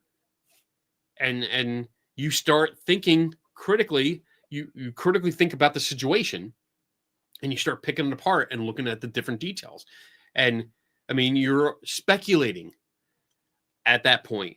But if you go to the scene, that might help a little bit more. That's why I always say go to the scene, because sometimes you see variables or other details that you don't know about. There's information that's missing from the scenario until you get to the scene. So I think that's how can you be a critical thing on what other people. I think that's how you approach it. At least that's how I would approach it initially, having a conversation like that. What do you think? Yeah, I actually would be curious to know more about where this question comes from. I know we don't have lots of endless time, but if you have the ability, abs, to elaborate. They're still in the chat. Yeah. Yeah, I would love to know more about what you mean by that. Okay. We can come back to it. Circle back to it. Yeah. Okay. What else we got? Wisdom. What about misinformation on the drone topic? Wrong. Oh, the drones in Jersey and Oh. like apparently around the country. Yeah, I'm gonna say I don't know, but also on this topic, misinformation tends to thrive on the edge of what we don't know. Meaning, like, so let's say that there's a new situation happening, and everybody Uh-oh. You're freezing up. You froze. understands what's happening, and that can. I lost you. Yeah. I'm here. Are you? Yeah, hold on a second. Yeah, you're catching up. Okay. I think you're back. Sorry. It's okay. Started at the beginning there. Misinformation tends to thrive in the forefront of in the confusion of what we don't know. So when there's, like, let's say a new event happening and everybody's trying to figure out what's happening, in that confusion is where people try to fill in the gaps, and everybody's trying to make sense of things. And in their attempts to make sense of things, sometimes people can come in and fill that space with things that are not necessarily true. But it offers a simple, compelling, immediate answer. And so, especially, like, there are times at a breaking news event, for example, that sometimes we just need to stop and wait for good information to come in. Right. As opposed to filling the void with just filling the void. Let's say that. So I would add to that almost exactly what you said. Like, when there's breaking news, we live in a instant world now. Everyone wants to be first. Everyone wants to give you the first to bring you some kind of news. So you go to their channel, you click on their video. So even if they don't have all the information, they're going to put something out. Mm-hmm. And it's usually just a bad headline that we get. So that's what I tend to do. Like, sit back and wait. The initial reports are usually just hearsay, and coming in from unverified sources. You don't know who it's coming from. Sit back and wait. Let's look at all the information. Let's verify who it's coming from, what it's about, and see if there's any other evidence with it, like pictures or video that we can look at and analyze, and then make a determination. Not like this knee jerk. Holy shit! There's fucking drones everywhere. on Jersey has them all the way. They're all going all across the country. Relax. They're aliens. Yeah, exactly. All right, we're good. Next question. I see you over there. Blast writes, I love that name. That is such an awesome name. What if people get defensive even if I take an empathetic approach? It has been very difficult to reason with someone who has known me for my entire life and knows I don't attack others. I'll let you go first if you want. Yeah. Sometimes this is difficult because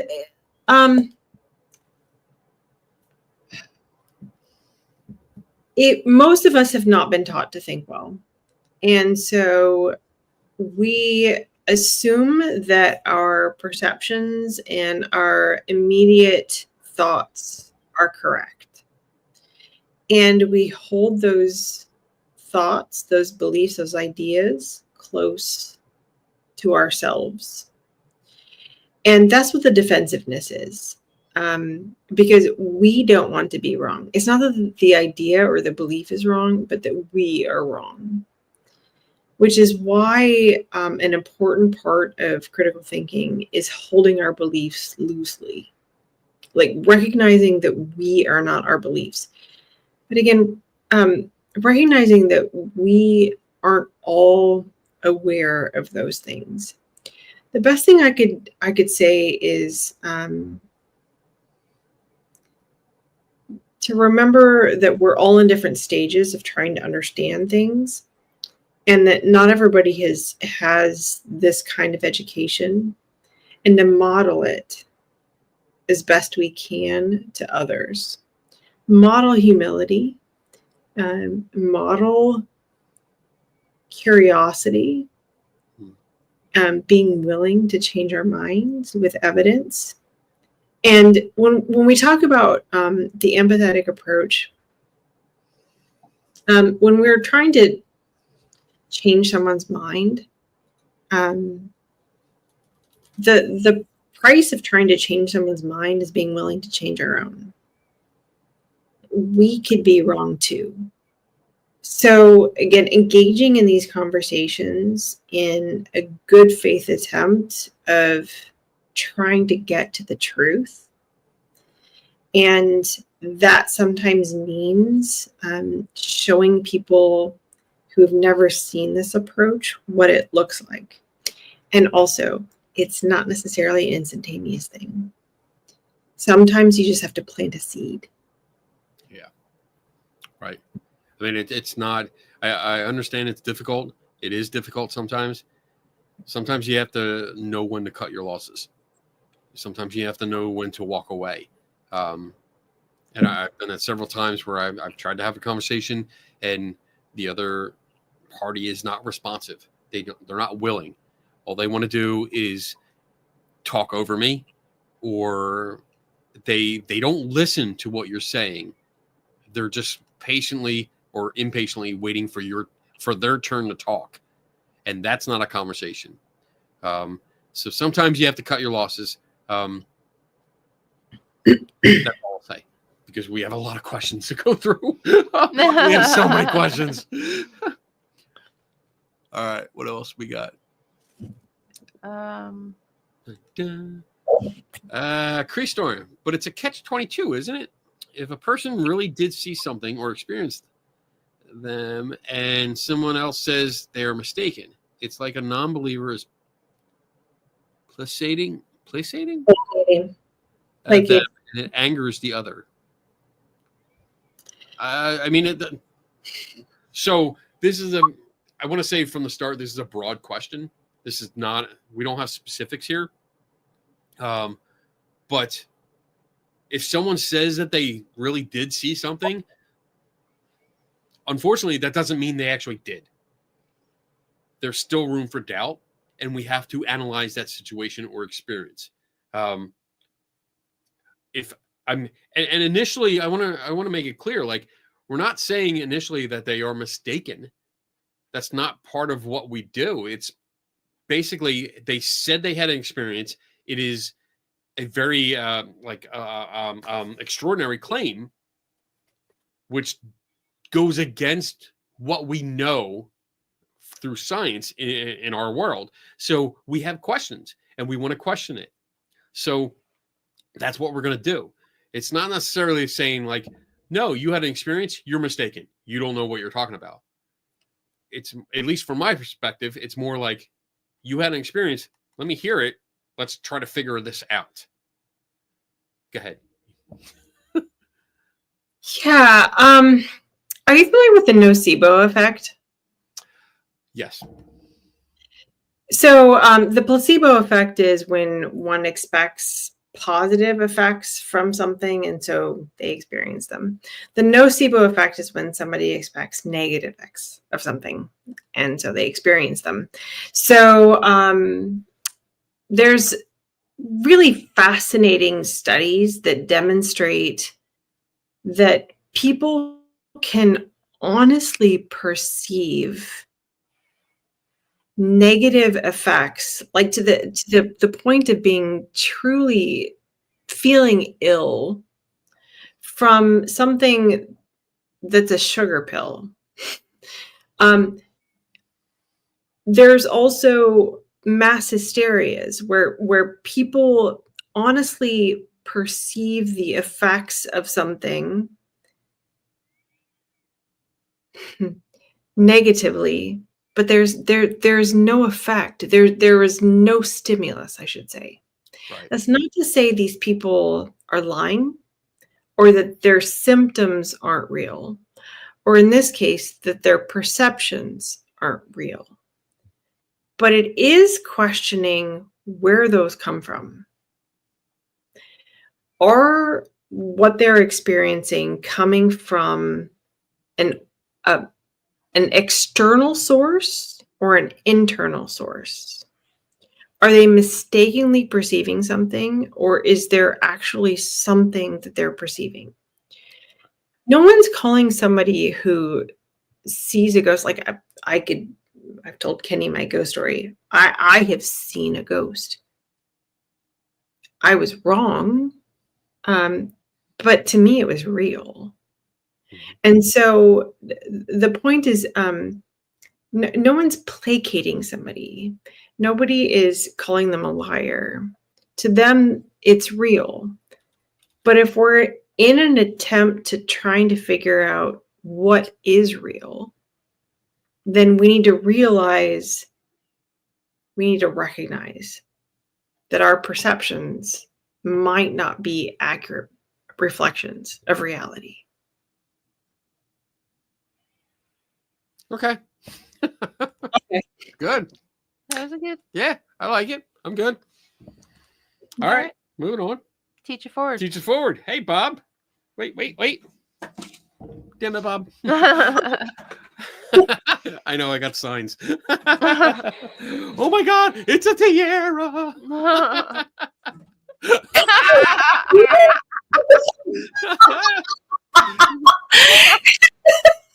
All right. Damn it, Bob. Do you have a noisy brain where you constantly hear something in your brain, or do you have a quiet brain where thoughts are not always present? By the way, one type of brain versus the other has nothing to do with intelligence. It baffles me that people have a quiet brain. My brain never shuts up.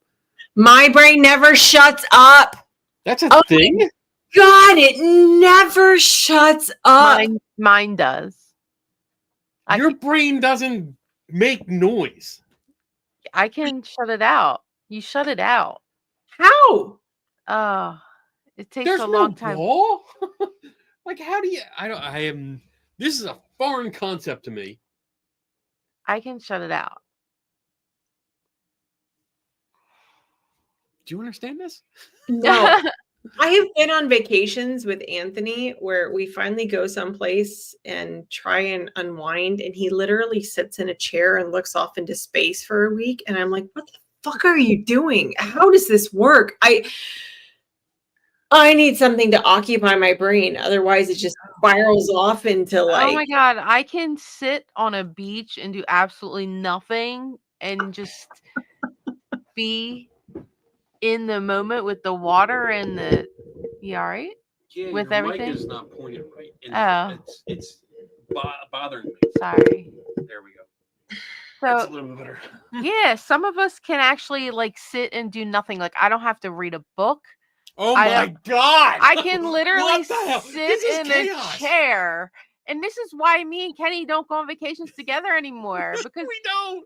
It's like, he can't stop what's- and I don't want to go. Like it just I want like to if just we sat on the beach, she would be like in heaven, and I'd be like, I'm bored. Kenny be bored. like, I'm bored. I'll be bored. like, just go find some seashells or something. no, I'm like, give me my iPad. I'm good. I Give me have my to iPad. take And him somewhere Gotta do something. that there's a story so I could relax and do my own thing and he could just be off doing whatever. this is why the four of us get along so well. Anthony and Donna are off doing their own thing, and Kenny and I are off making trouble. Yeah, exactly. Hey, there's a demon in this cellar. It's a crawl space. You want to go in? Yeah. Yeah. Oh. I'll be like, I'm just gonna go take a nap.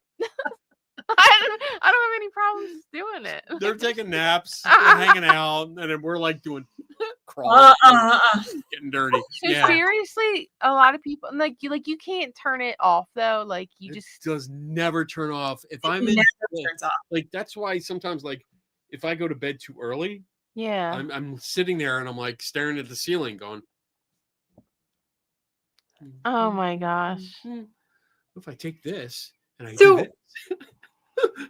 So I like my brain goes all day, all day, all day. And then finally I get to the point where I love you too. I am up way past my bedtime because usually at this point I am lying in my bed with my eyes closed and my brain is off solving problems of the day Yes. until I fall asleep. Yes. But all it's doing is focusing on things and like what problem can I solve? Okay, cool. I'll focus on that. Yeah. Right. Yeah. It's like what if I'm working Maybe- on an article or a Huh. video, it's like I'm thinking like, oh, well, I can do this. This would be a good shot. I can walk through this hallway and do this. Oh, wait. Oh, I gotta do this now. And I get up and I do it. 'Cause Yeah, and I'm I just can't like, stop. yeah, we can do it tomorrow. All right, next question. That was a triggering Go back question. up. So that was a good question. I Jade can't King. believe that you people don't have quiet brains. I can't believe that you're quiet. Well, no, actually, I can believe because sometimes you're just, I like, used chill. to not be. I Right. used to not be. I can't. This question, I totally understand. I would encourage you to look up the work of Julia Shaw, who not only studies false memories, but has this great reframing of it of, yeah, most of our memories are just not true. But there's something empowering about it because if you want to change a memory, then you can. But it does acknowledge that those memories that you hold dear might not necessarily be completely accurate. And to me, I've made my peace with that. I'm still like, I cherish them for what they are. I know they might not be a complete reflection of reality, but that's okay. Yeah, I mean, I understand that memories that I have are usually because I want to remember something nice and happy and this and that. Or if it taught me a lesson, I remember something that's bad. But I understand that I may not be remembering it exactly how it happened. I get that. And the more time that goes by, the less detail I'm going to remember because it's so far gone. So that's why I tend to write things down a lot. That's why I encourage people to take notebooks with them, write down details. Like when I'm doing investigations on site, I always have a notebook. It's part of it, because, or a voice recorder, because I need to say, hey, I see this. I'm looking at this windowsill. It's open. There's a 3/4 inch gap between the two windows, the upper and lower. I take all these notes because I know I'm not going to remember it.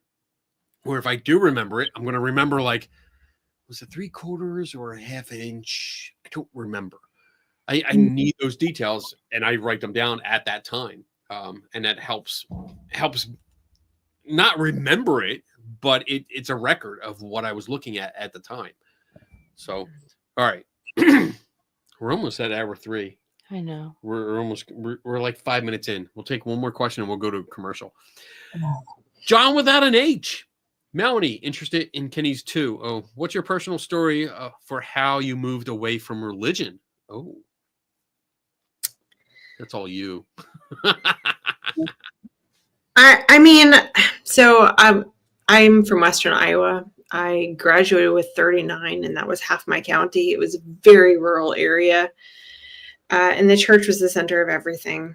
And I was raised in a young Earth creationist church, and the Earth was 6,000 years old. God created everything in its current form. Noah's flood was real.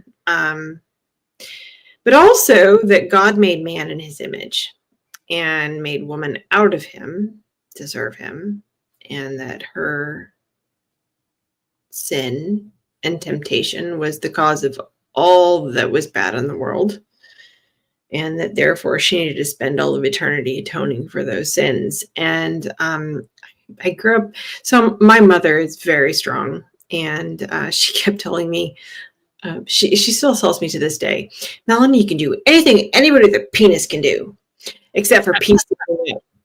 She's wrong about that, by the way. But Yeah, she would do that too. where there's a will. There's So Where there's a will, there's silicone. Anyway, but like at one point I was so confused, and the youth minister came to my house to tell me what my place was, and I just thought, really? Is this like I'm a female, so I need to, something's wrong with me?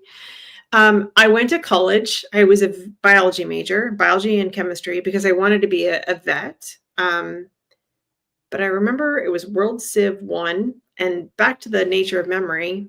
This is what I remember. I don't know how accurate this is, but I was in a particular class, and the professor was talking about the ancient civilizations and the different gods that they had that were reflections of the different environmental conditions. And so like those civilizations that had like unpredictable weather and catastrophic events and natural disasters had wrathful gods, whereas those that had more stable conditions had more peaceful gods. And like in my mind, I remember like this to like mushroom cloud over my head. By the end of the lecture, it was a particular lecture, I was like, wait a minute. God didn't make man made God. And wow, does that make sense? Like, 'cause look, if I was a dude, I'd make these gods too. But and so it was almost instantaneous. I went to talk to the professor afterwards, and it was just so mind-blowing to me. And that kind of started me on a different path. I went through a phase of like angry atheist. I went through like a pagan stage. I went through all these stages of trying to make sense of things. And I realized that like sexism was kind of a universal. It wasn't limited to Christians. Atheists were fully capable of being sexists.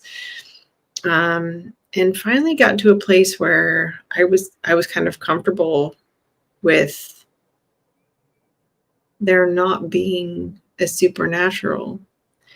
It did take me a while, I should say, but that initial conversion was literally a lecture, but I was primed for it. Like, my identity had been the subject of, I had been blamed and shamed for something that I was and had no control over. And it made me primed, I think, for hearing something else. But yeah, that's how I got to where I was. It actually wasn't biology at all. My church had fully armed me against the evil evolution arguments.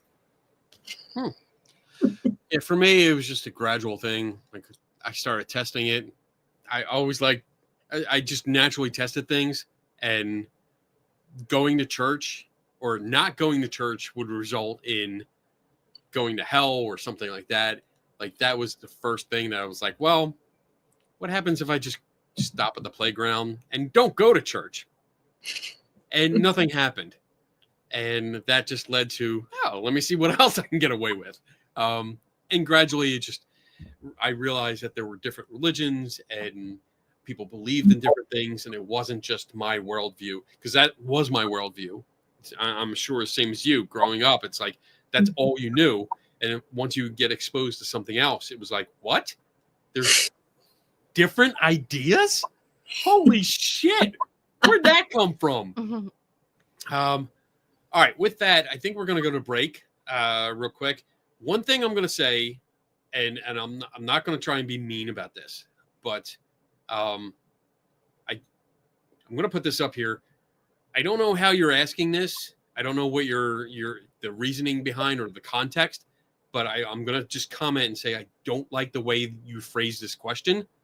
If you ask questions during the show, that's cool. We're going to get to them in time, but understand that there was like 30 questions that we had that most of them dealt with the topics that we were talking about. When they're off topic, they usually go to the bottom.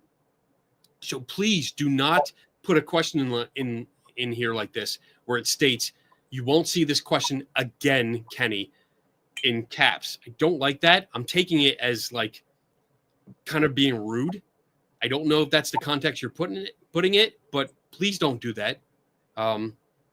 We'll get to the questions as we get to them. We're not going to get to all questions, so understand that, because we're supposed to be a 2-hour show, but we usually go over because we do have a lot of questions. But understand that questions that have to do with the topics we're talking about have priority, and we're going to get to them first. And questions like this are going to be put at the end when we have more time. With that said, it was awesome. It was totally awesome. He was great. He gave me a hug. I love him. I miss him. And that's all I'm going to say about that. Now, okay, I'm jealous. I know. I got to hug him. I got to sit with him. We got to sit in a row with him and watch some lectures. We got to sit at a table with him. So, like, it was awesome. And he was nice. He flirted with Donna. He did. He totally flirted with Donna, which I think is really mean. Because I know he was in the men, and it was like, what the hell? What the hell? Maybe I should have been offended. Like, what the hell? But I did get an autograph. So, Okay, this conversation got really weird. anyway, so we're going to go to hour 3. We're going to play Donna's song, and we're going to take a quick pee break and come back. So here we go. We'll be back in 2 minutes and 35 seconds to finish up some of the questions. Now.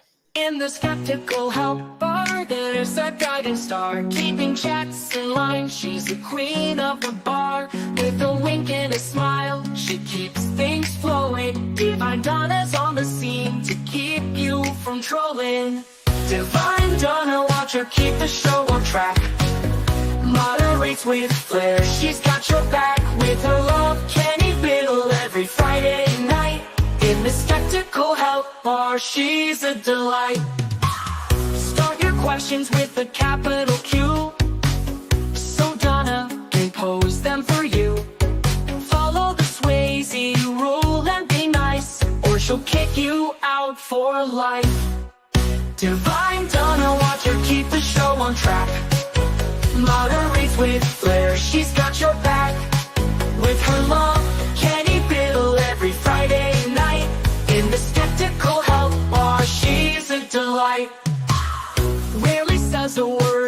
unlike her hubby, doesn't let the show run into hour 3. She may be quiet, but she reads all the chats, so say hi or thanks, she deserves that. Divine Donna, watch her keep the show on track. Moderates with flair, she's got your back. With her love, Kenny Biddle every Friday night. In the skeptical help bar, she's a delight.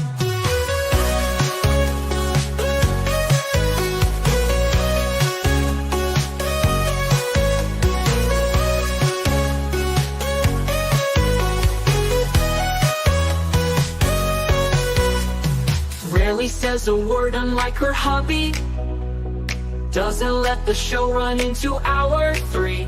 She may be quiet, but she reads all the chats, so say hi or thanks, she deserves that. Divine Donna, watch her keep the show on track. Moderates with flair, she's got your back. With her love, Kenny Biddle every Friday night. In the skeptical help bar, she's a delight.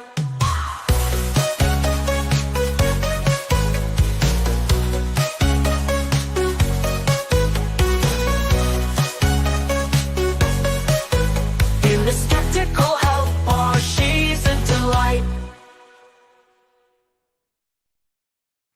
All right, we're back. And I just want to say, I see the comment.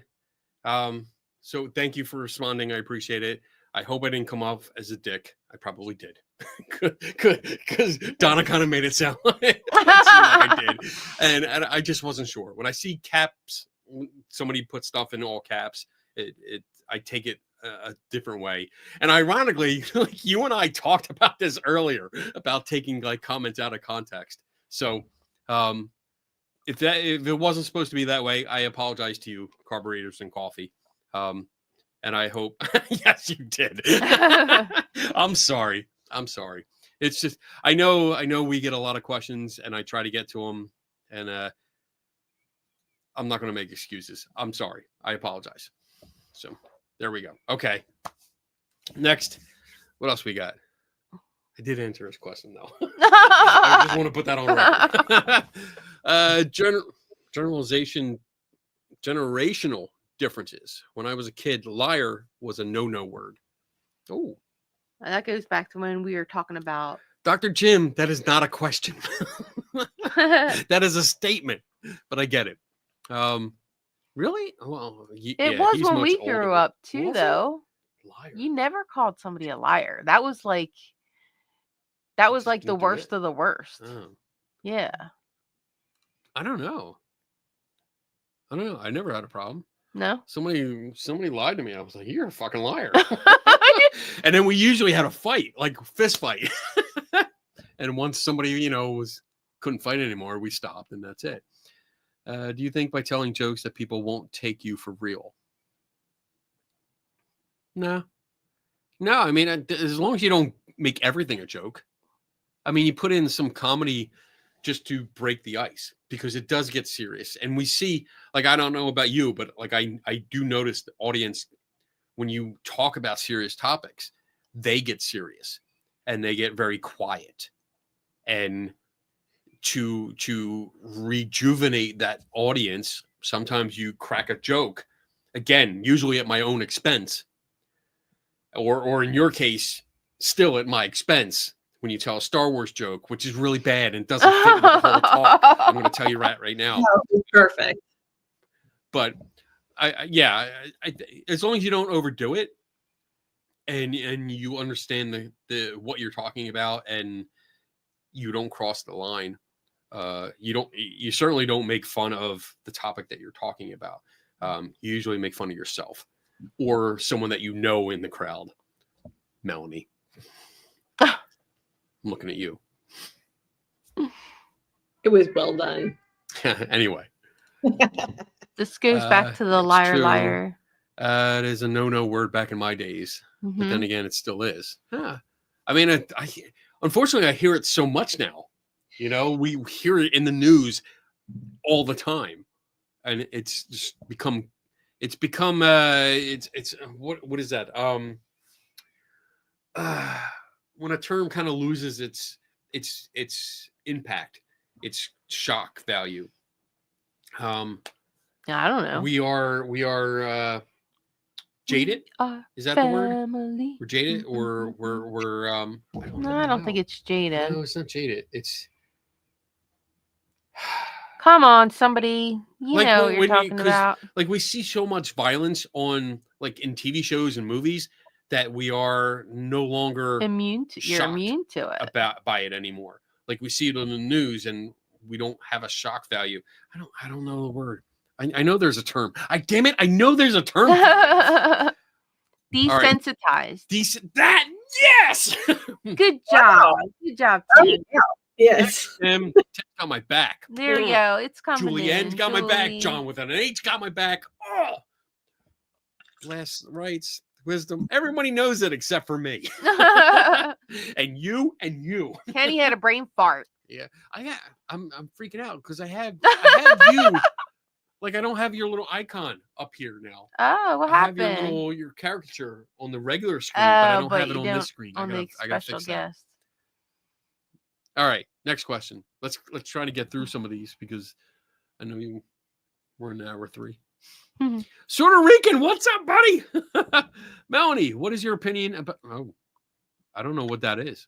I don't know what that is. Rando Nautica. Rando. I don't know what that is. There's a free app that generates random coordinates for users to explore. The app's goal is to help users better understanding themselves and their community through exploration. How it works, users provide their location to the app, and then a random number generator to find a random location. Users explore the location and report back their findings. That's interesting. It sounds interesting. It sounds interesting. Tom Michael's like, it still exists. It still exists. I don't think I've never heard of I don't it. think I've heard of it before. But it's like now I want to look it up. Because now, like, is it going to send me to places? Wait. Yeah, it's like, don't do it, guys. Oh. And then it's like some kind of conspiracy. Well, thank you. You saved me from going down a rabbit hole. Right? Because I was ready. See that? I was ready to I dive know. He would have been up all friggin' night. It says there's an evil gnome in And- this front lawn. Yeah, I I see know. I'd write right. it down and walk away, forget about it till tomorrow. And Kenny'd be like, nope. What I'm else on we it. got? What else we got here? Kreestorm. Isn't the definition of an independent thinker is an independent thinker who can think outside of the box and come up with original ideas. They can evaluate questions and form their own conclusions. Yeah. So I think those two things are actually two different definitions. And also the people who call themselves independent thinkers would probably, in my estimation, line up more with the second version of that. In that, at least the kinds of independent thinkers, self-professed independent thinkers, I'm air quoting again, that I run into online are those that think that they are capable of evaluating all information on their own and coming up to their own conclusions. I don't think they're trying to come up with original ideas as much as they are thinking that they are capable of coming to their own conclusion. And most of the time, I would hazard to guess that if actually presented with the kinds of content that they think they're capable of thinking through, they actually aren't. To me, I guess this is the perception that I'm getting, is that they think they are just as capable as experts in their own areas of expertise as evaluating the evidence and coming to their own conclusions in those areas as experts are. And that's where I would disagree with them, because it takes a lot of expertise to understand the evidence in those areas. to come to a conclusion, and a lot of hubris to presume that one is capable of thinking through those things without the expertise is required. Yeah. So the great and powerful Google says an independent thinker is someone who can form their own ideas and opinions and use their own judgment to analyze situations. But they're still using information coming in from other sources. So I wouldn't consider it independent, because you're not just sitting there with no input and coming up with your own idea. You have input coming in from various sources. So that's not independent. And when we do get information, from my perspective, this is totally my perspective, but when I get information coming in, I also fact check it against other established information coming from other sources that have the credibility, the educational background, the training, and all that will give me an opinion based on what they do. And I bounce the information, the initial information, off of what I get from that, and then go from there.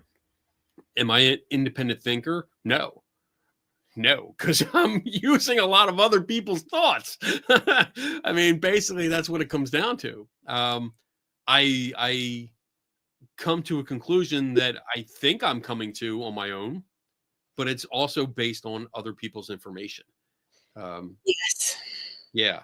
So, I mean, when I do any investigation, any at all, it is not just me sitting here writing an article, or I'm not turning the camera on and going, okay, this is how it is. Boom, boom, boom, boom. I cite my sources. I give you information from other sources. I tell you, like, hey, according to this scientist, or according to this paper, or according to this book, whatever, I'm getting it from other sources. So it's not independent. It's a collaboration, basically.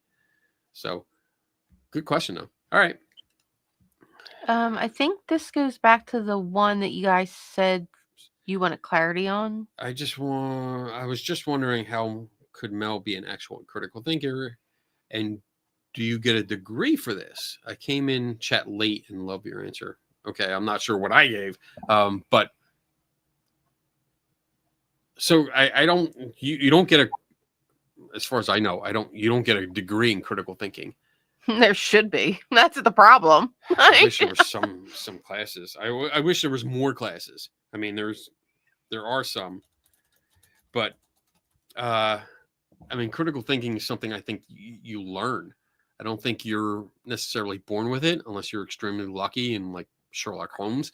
But I think it comes from education, from experience, and realizing that you have to analyze things deeper. You have to evaluate rather than accept things at face value. You have to look at the little details. You have to question. I think this is bigger than just a really quick answer. But what do you think? Yeah. First of all, I don't know if I would call myself a critical thinker. I think I'm an aspiring critical thinker. I try to be a critical thinker.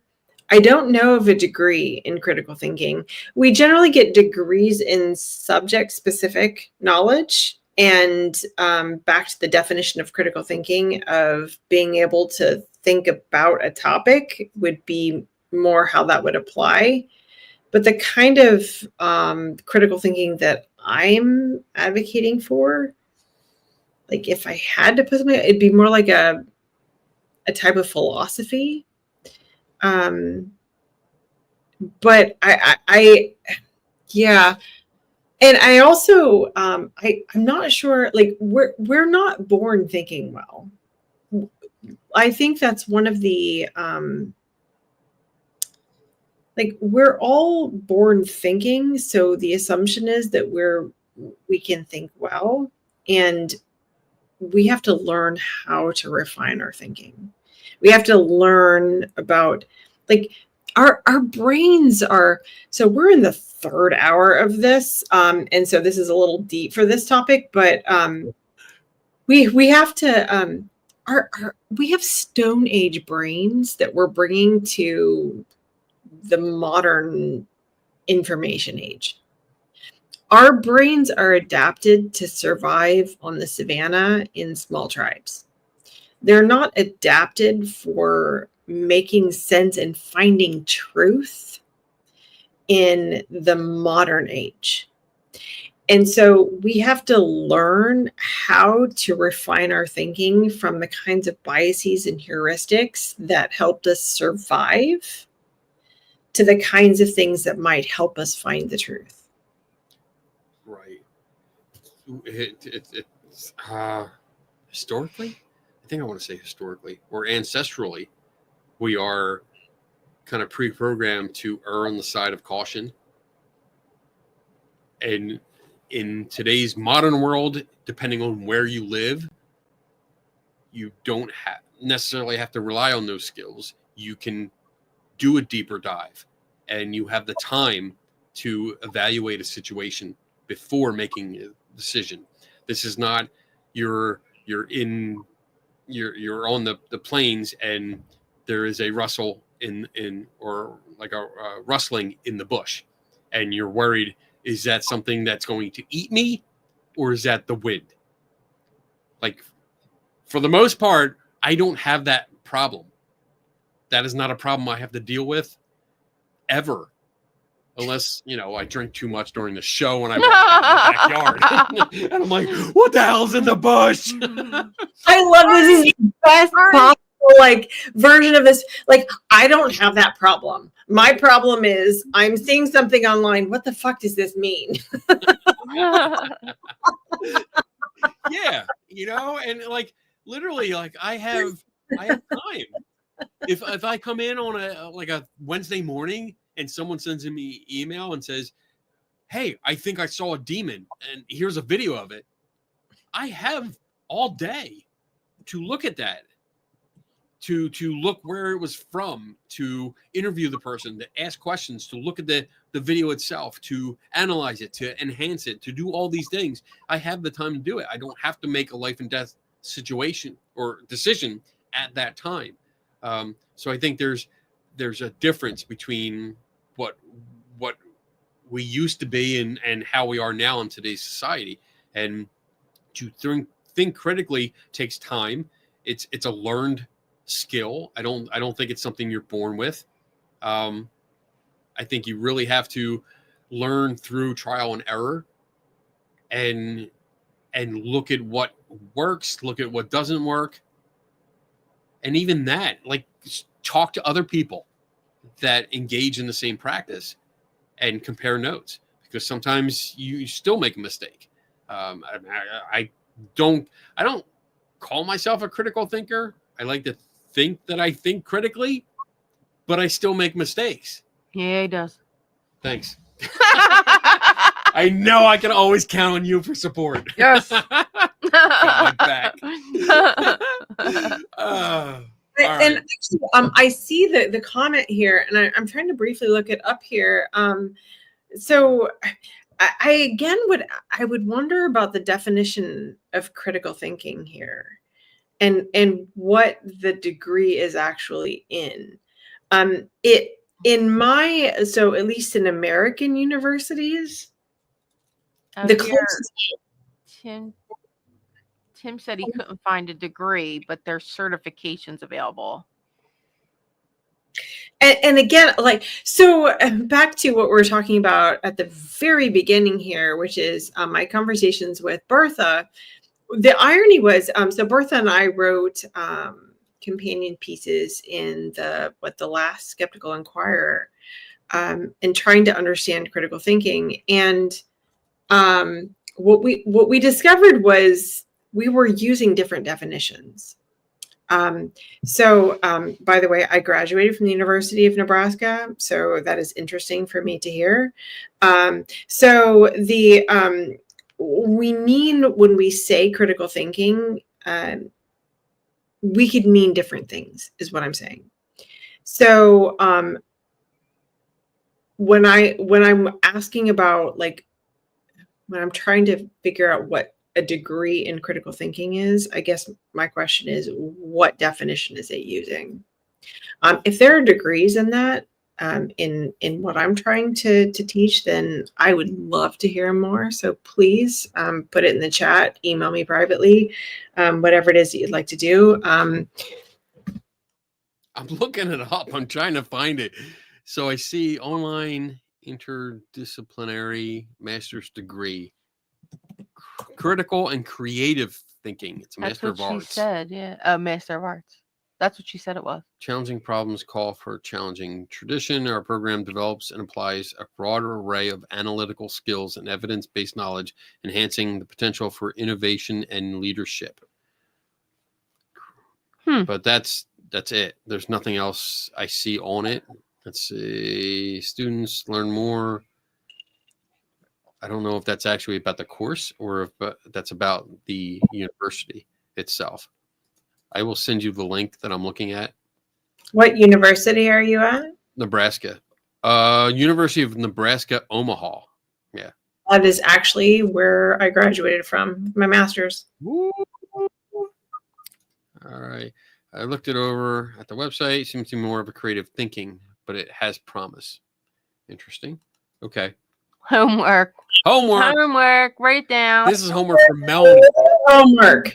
Melanie, you're going to have to do some homework and come back in 2 weeks when we have another Yeah, show, right. just to when make we're a back. guest appearance. Like, just hop on and say, The first 15 minutes of the show is homework.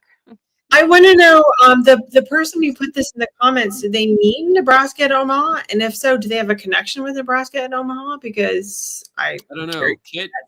Kit, do you, did you just look it up or what? We'll see. She's pretty good. I love Kit. Kit's really cool. She does the Grafton Monster Festival, which I'll be going to. Me and Daniel. I want to go. Come on down. Come on down. It's June. Yeah, the like 14th 13th or something. It's like that middle. Yeah. The second. It weekend. is June. Yeah.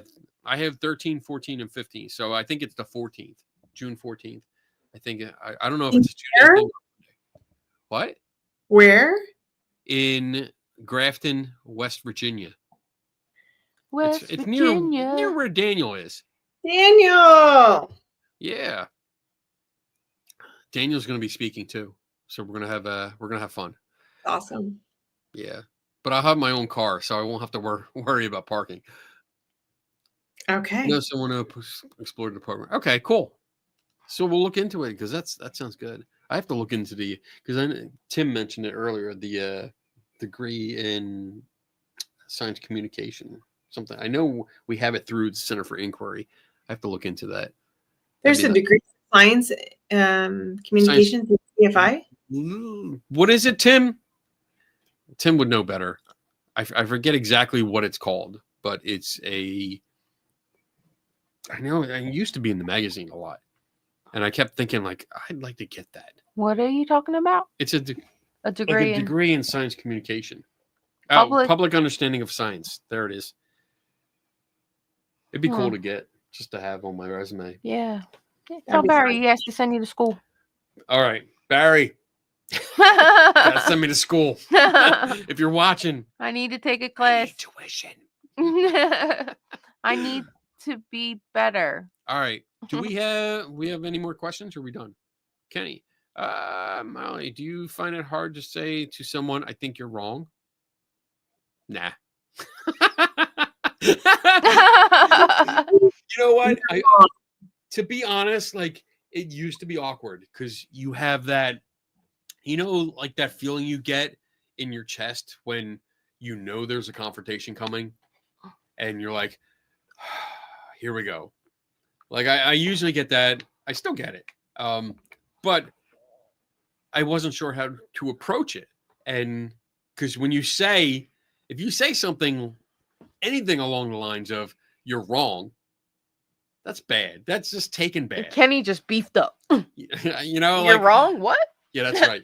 I get the air pump, I plug it into my belly button, all right, here we go. Wrong. I'm ready to go. Who's wrong? And then after we talk, I'm like,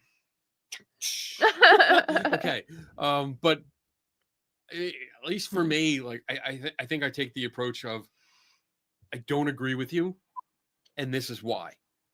Mhm. And I like to explain myself. So I explain that, and or I take the approach of why do you think that? Like you made the statement. Why do you think that? Is there any other reason why? What about this? And we just talk. We just talk about like, what if this happened? Could that be a possible reason? And then as we go through the conversation, we come back to it and say, well, do you think your original explanation, do you think that still holds? Or do you think it's possible that maybe that's more belief and we found a more logical conclusion? Because I think during the course of the conversation, I try to steer it to where we both come to that conclusion, that there might be something else. What do you think? Yeah. I don't think I tend to say you're wrong. You tell me that all the time. Oh no, I tell. But it's more like it's a simple rephrasing of I'm not sure that that's right. Yeah, you say that to me all the time. I totally do. Meaning- I don't think that's right. Am I Isn't it wicked too high and shit? So, it's an important shift from you are wrong to that idea might need some exploration. But you can take it a different way. I don't know about that. Oh, yeah. I don't know if that's true. Yeah. I'm not so sure that's correct. Uh-huh. Are you sure about that?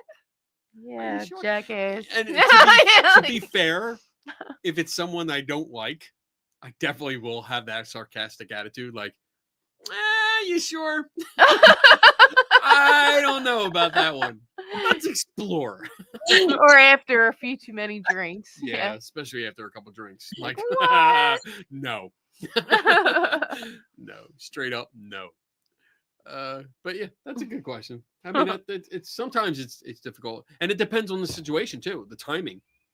Because I've had people interrupt me during a talk. Like I'm up on a stage and I'm talking, I'm giving a presentation, and someone like doesn't even raise their hand. They're just like, "Well, what do you think about this?" And it's like, well, no. I don't think it, and like I really hate it because I usually do a disclaimer in the beginning of my talks, like please hold your questions to the end because I have to get through this. I have a lot of information, so when they interrupt me, first of all, I'm pissed off because they interrupted me, and second, it's when you try to give a quick answer and they're like, well, no, what about this? What about this? What about this? And they continue to move the goalposts, and usually I give them two chances, and I'm like, you know what? No matter what I say, you're not going to be satisfied. So let's just move on. And I'm going to continue talking. And that's it. So I don't know if that answered the question at all, but I just wanted to throw that Oh, in. you just got fired up. I did. I really hate when people interrupt like that. Like during a lecture, you just don't do that. There's a Q&A. Wait for the fucking end. All right. But that had nothing to do with the question. Shh. It's my show. Everything has to do with the question. Ah. All right. That was it. That That was was the it? last Oh, question. we're good. We're good. All right, good. Sweet. You made it through. You did it! And I'm Yay. way past my bedtime. I love you too. I'm up way past my bedtime. Oh my goodness. Team spirit, certain apologies are also a skill. Yes. Yeah. I mean, it's hard. It is hard to, when you realize that you're wrong about something and it's your fault, to admit it and apologize for it. And you just got to suck it up. Like, you know, when carburetors and coffee wrote the comment and I misinterpreted it. Like, I felt bad after the break. I'm like, shit, did I misinterpret it? Yeah, I did. But you know what? You got to own it. And he didn't mean it the way I thought he did. And I apologize for it. So, book updates. How's your book coming? Kenny, you first. No, I asked you. You're the guest. You're the guest. Please, by all means, you go first. Yeah. So my book is a field guide to misinformation. And it should be out next year. And I am working on it all the time. So that's what I'll be doing early tomorrow morning. And Oh, for the rest of, yes. I love this subject, and it's something I feel very strongly about, and am excited about. And I'm in the midst of, like, it's this roller coaster of what the fuck have I done? Oh, this is what you wanted to do, Melanie. Remember, this is fun. And oh shit. Maybe Friday night is not the best time to get a sincere update, but I am excited about the book and where it's going. Good. So thank you for asking. Good. I'm coming along. I mean, I did put I think I mentioned it before a couple times. Like, I'm working on 3, and one of them is a compilation. I never do things easy. Never. One is just a compilation of articles I've done, but I'm adding more to them. And that the base is there. All the chapters are there. I'm just adding. I'm going through chapter by chapter, adding more to it, more detail, more of the story, more of what I did that I couldn't put in the article because it got too long. And then the other one, the other one is more like the strategies for solving mysteries kind of thing. I want to do a whole book on that and photographic anomalies and stuff like that. And I think that's just going to be one weekend where I decide, like, you know what? I'm going to write a book. And I'm going to sit down and I guarantee by Sunday night, it's going to be done for the most part. It's just one of those things that hits me like that. So we'll see. We'll see how it goes. Wait a minute, that's 2. What's the third one? I'm not telling you. Hey. It's a paranormal romance novel. No, I'm kidding. I'm kidding. No, actually, the 3 is the split of the second one. So I wanted to do one on strategies that I have for investigating mysteries, which is like based on a the big chart, the big thing that I have there. I'm going to expand it, and then the other one would be an update of a book I did years ago, which is called Orbs of Dust, and it was just all photographic anomalies and how they were produced and mistakes people make with photo and video stuff. So I'd really like to do those and get those done, but we'll see. I keep getting distracted by other things like articles and videos and going to conferences, which is fun. I love doing it. We're doing shows with drunk people like you. Arts and crafts. Yeah. It all gets in the way. The Ouija board, the karaoke boards, by the way, everyone, are coming along nicely. Yeah. Karaoke. So, yeah, I made my own Ouija board.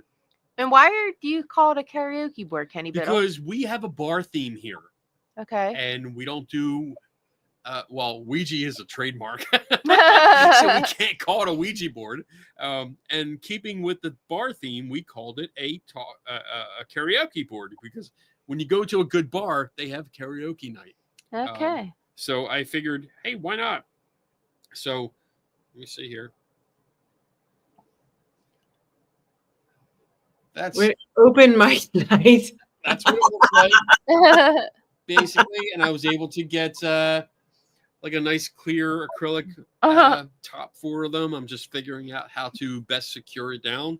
And Donna was awesome. We were going through planchettes because we had the first time I did it out of I made this design, Thor's hammer. Okay. Planchette, and I put it on a foam backing, and I was going to do that, but then realized that was really cheap. So wait a minute. I feel like with a karaoke night, you need like a microphone planchette. But it's Thor's hammer. But it's a karaoke. It's Thor's hammer. He's not changing it I'm now. not changing it now. We put too much work into it. Because we tried all different kinds of things to get the design on wood, so I can cut the wood out. And like the first 2-3 days of trying it didn't work. And now Donna did sublimation, and it actually, we had a problem with that, but then it worked. So now we have planchettes out of wood. I just got to cut them out now, and put pads on the bottom, and they're going to look really nice. So there. Yeah. A microphone won't work. You have to have a hole. Like that? Yeah. The moral of the story here is that you should have consulted me earlier. Yeah. Okay. Anyway, moving on. Where can people find you if they want to know more about you and what you do?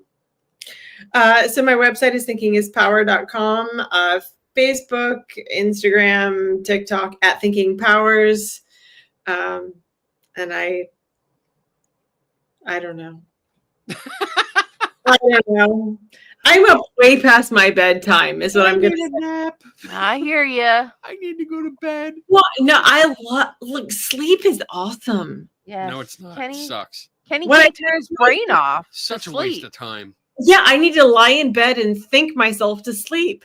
Yeah, because let's just do nothing for a third of our lives. I know. Such a I know. waste of What time. is wrong with you people? You know, if there's one thing I want science to do is invent a pill that I don't have to sleep anymore, because I can get so much work you done. can't. So much. Your body needs rest. Yeah, we'll make a pill that I don't have to, that it gives me the rest. I hate sleep. Listen to I Donna. hate it. I hate it. Anyway, announcements. Oh, wait. Hmm? I have something. Wait. Oh, I worked on this. Uh-oh. Wait, where is it? Wait. It's No. losing its. Damn it, Bob's announcements. I made a new frame. I hope he likes it. So, announcements coming up at the end of this week, or end of this month. Next Friday, I will be in Hanover, Virginia, for the Hanover Tavern Paracon.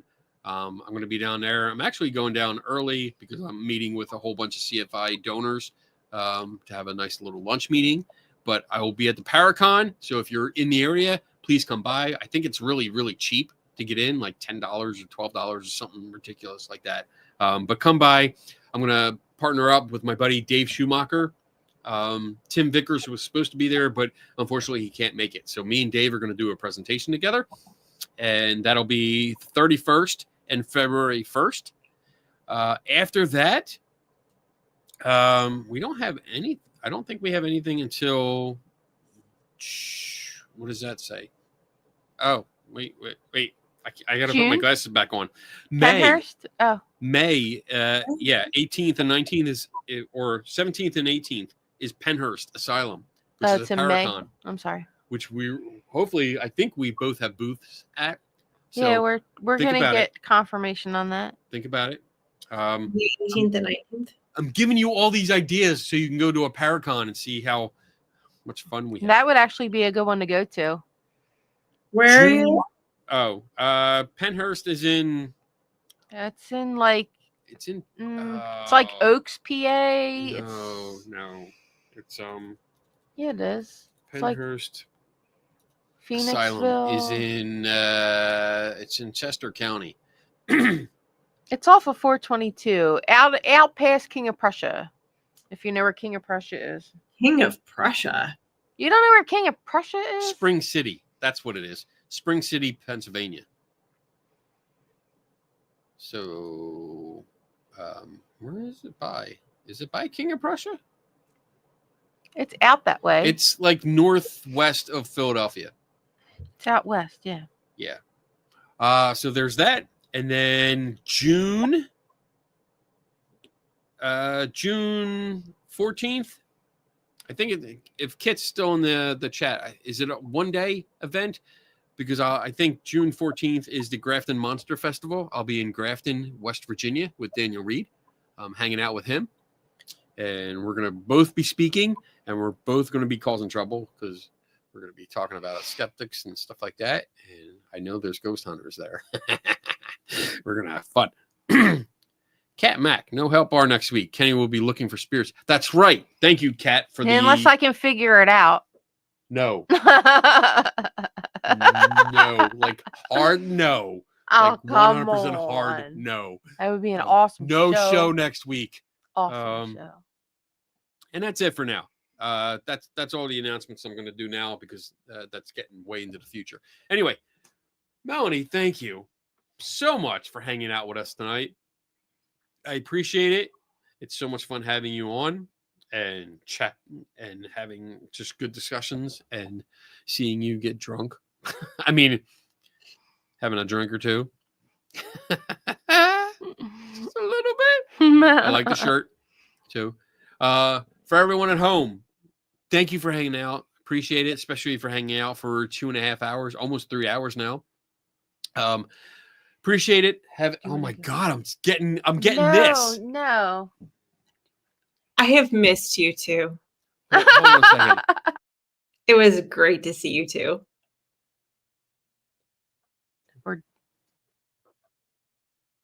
You like that? I love this. I can I can mute it.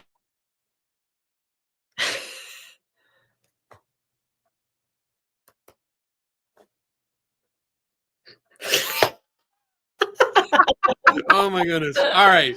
So yeah, with that, let's get the hell out of here and see what happens. All right. So Melanie, stick with us for a minute or so, or a few minutes, and we're gonna play the outro. And everyone have a great 2 weeks because again, we're not gonna have a show next week. So. Oh, and then I won't be here Yeah. for 2 weeks. You guys are going to miss me for almost like a month. She's going to be away. It's just going to be me. Maybe I'll get Tim Vickers. Yeah. But all right. So with that, Bye. we'll see you in 2 weeks. Yeah, see you guys. Bye. Hey, diddle diddle, here's a little riddle. Who's the best debunker? Is it Kenny Biddle? Oh, he's good, not just a little. Not at the bottom or even the middle. Strike a chord like a fiddle. Tasting the rainbow like a Skittle. That's fragile and brittle. You can watch him take a problem and start to riddle the problem away. He does not play. He takes his job so seriously. He loves a challenge and won't turn you away. It's such a skeptic, he keeps those believers exposing the fake. It wouldn't take him long to find a needle in hay. Use a magnet, damn it. Now take a drink of Kenny's specialty. Someone may say that's not for me. To each their own, won't really will be. Man, Kenny's such a skeptic, drinking skeptical tea. Like and subscribe, everybody turn notifications on. And go watch his show and forget about this song. Mr. Wizard or Bill Nye the Science Guy. Can you remember? You'll like Kenny better, so head to the Skeptical Help Bar and meet the bartender. Pick up a drink and relax, cause nobody does this better. Not even close, not even a little. He's the one and only Kenny Biddle.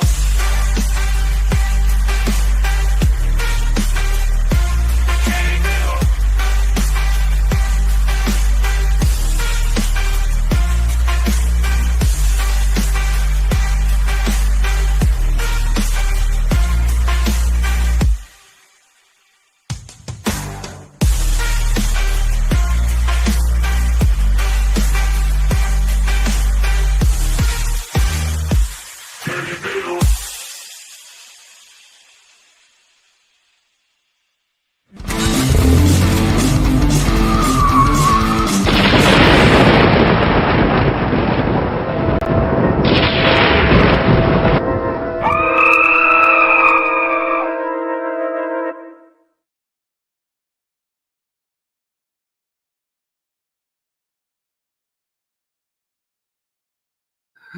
Hey. And we're still live. What This is is- This is the after party. There's an after party? So once Only in a while, certain times. we keep going just for a few minutes after the end credits. Just to see Fake who's out. sticking around. I like that. That's good. Fake out. That's right. It's a fake out. Because once in a while, we stole an idea from Richard Saunders. Basically, when he does, I don't know if you listen to the Skeptic Zone, but afterwards, after the credits run, he comes back on and he does the dice game. And we stole it because we wanted to do it too, basically. And it's for people that hang out to the end of the outro, and we take a 6-sided die. Okay. And we see if we can we test your psychic predictions, basically. So what's going to happen is that I'm going to do 4 rolls. 4? No, I thought we do 3. Did we do 3? We do I feel 3. generous today. Hey, you So we're going to roll this die 3 or 4 times. Okay, yeah. And we're going to let everyone in the comments try to guess what came up. It's not an official test. Don't worry. You're not getting 500 grand or anything like that. Yeah, we don't have any It's just gifts a to fun give thing away. to do. It's a fun thing to do. And then we usually just cut the show real quick. Cut everyone off. So here we go. First roll. Do I get to guess too? Guess 2. Yeah, I'm gonna roll it as soon as you hear it. I'm gonna get the mic down low so you can hear it hit the book. I'm gonna roll it on the book here. Tim Vickers You is can already guess. guessing. Here we go. Tim Vickers, you're not allowed to guess like that. 7, Here we go. 8, 9. It's a 6-sided die, you jackass. And 0. Here we go. Here we go. All right, it's down. All right, everybody, get your guesses. So put your in. guesses in there. Oh, you're saying 4. Oh, we got Okay. 4. We got 3 4, 4s. 4. 4. Bragging rights. What was it? I'm not telling you yet. We gotta wait, see if We anybody gotta, else. yeah, you 'cause gotta we give still them a got minute about, or 2 like 30 to. people in here. How Oh, many? there we go. 30 3, 6, 30 1, some people. 1, 1. We're getting a lot of ones. 4, 4, 3, 6, 1. Not multiple guesses, Cat Mac. Cheater. I call the Ferris Bueller. Nice. Not 1. All right. And All the right. winner is What is it? 5. 5. Everybody got it wrong. Everyone, all of you. None of you are Oh, psychic. come on now. None of You have any ready? psychic powers. Come on, get your powers. Get them out there. You can do it. You can do it. Maybe you're blocked by my skeptic aura. Yeah, Kenny's got that Here we go. black Roll aura number 2. around him. All right, Okay. let's do it. Let's see what you got. 2, 5. No, you do not know it, Tim. 5, 4, 5, 6. Jakin. 2. 1 guess, people. 1. Oh, that was her guess for all the rolls. she Oh, said. okay. All right. What was it? 1, I'll wait 5 more seconds. 5, 4, 3. We got a 3. 3. 2, and 1. It is a number 6. Oh, nobody got it. You guys are all sucking tonight. Yeah. I didn't be psychic, to be fair. Here we go. Now Here we go. We got the wrong crowd. All right, I rolled. Let's do it. Let's do it. Come on. Somebody get it. Superstar. Superstar. I think it's a 2. I'm guessing a 4. There's a You 2, a suck. 3, a 3, a 1, and a 2. 6 again. Ooh. It was. Wait a minute. What was it? Kenny, what is it? It is 1. 1. Oh, Yay. Tea and Spirit said 1. Tim Vickers got it. Jade Kitten. Teen Spirits, Jade Kitten. Nice. Ghost Wiener. I think we can let Ghost Wiener in because there's like a 10-second delay or something. Yeah, So they're getting I it think in, yeah. I think they how got many it. more rolls are there? All right, one more. One This is the last more. one. Come Okay. on. Use Tr- your brain. don't fuck Close it up your now. eyes. You ready? I'll tell you when he rolls it. All right, go. Rolled. She says 5. Cat Max says 1, 5. 1, 5. I'm getting nervous. On One. my fingers. Nat 1. 2. All right. What is it? 10. I'm gonna give it 5 seconds. All right. 4, 3, Jade Kitten 2, says 3. 1, and it's a number 3. 3. Jade Jade Kitten Kitten. got It's it. the only one. Nice. That was the bonus episode. All right, everyone. So this is the real ending. Thank you for playing. Thank you. I am shocked that none of us are psychic. Y'all I am- suck. I tell am you. not. I know. You're all drinking too Got much. superpowers? No. The answer is a hard no. All right, everyone. Thank you for joining us for the after party. Appreciate it. And we will see you again in 2 weeks. Kenny I'm- will see you in 2 weeks. I'm probably gonna put like some. I'm gonna try and do some videos at the festival or the Paracon that I'm gonna be at. So maybe you'll see live updates, especially if you're a member of the channel. Then you're gonna see a lot. So there you go. Anyway, Mel, stay here, and everyone else, we'll see you later. Yeah. Bye, guys. Bye.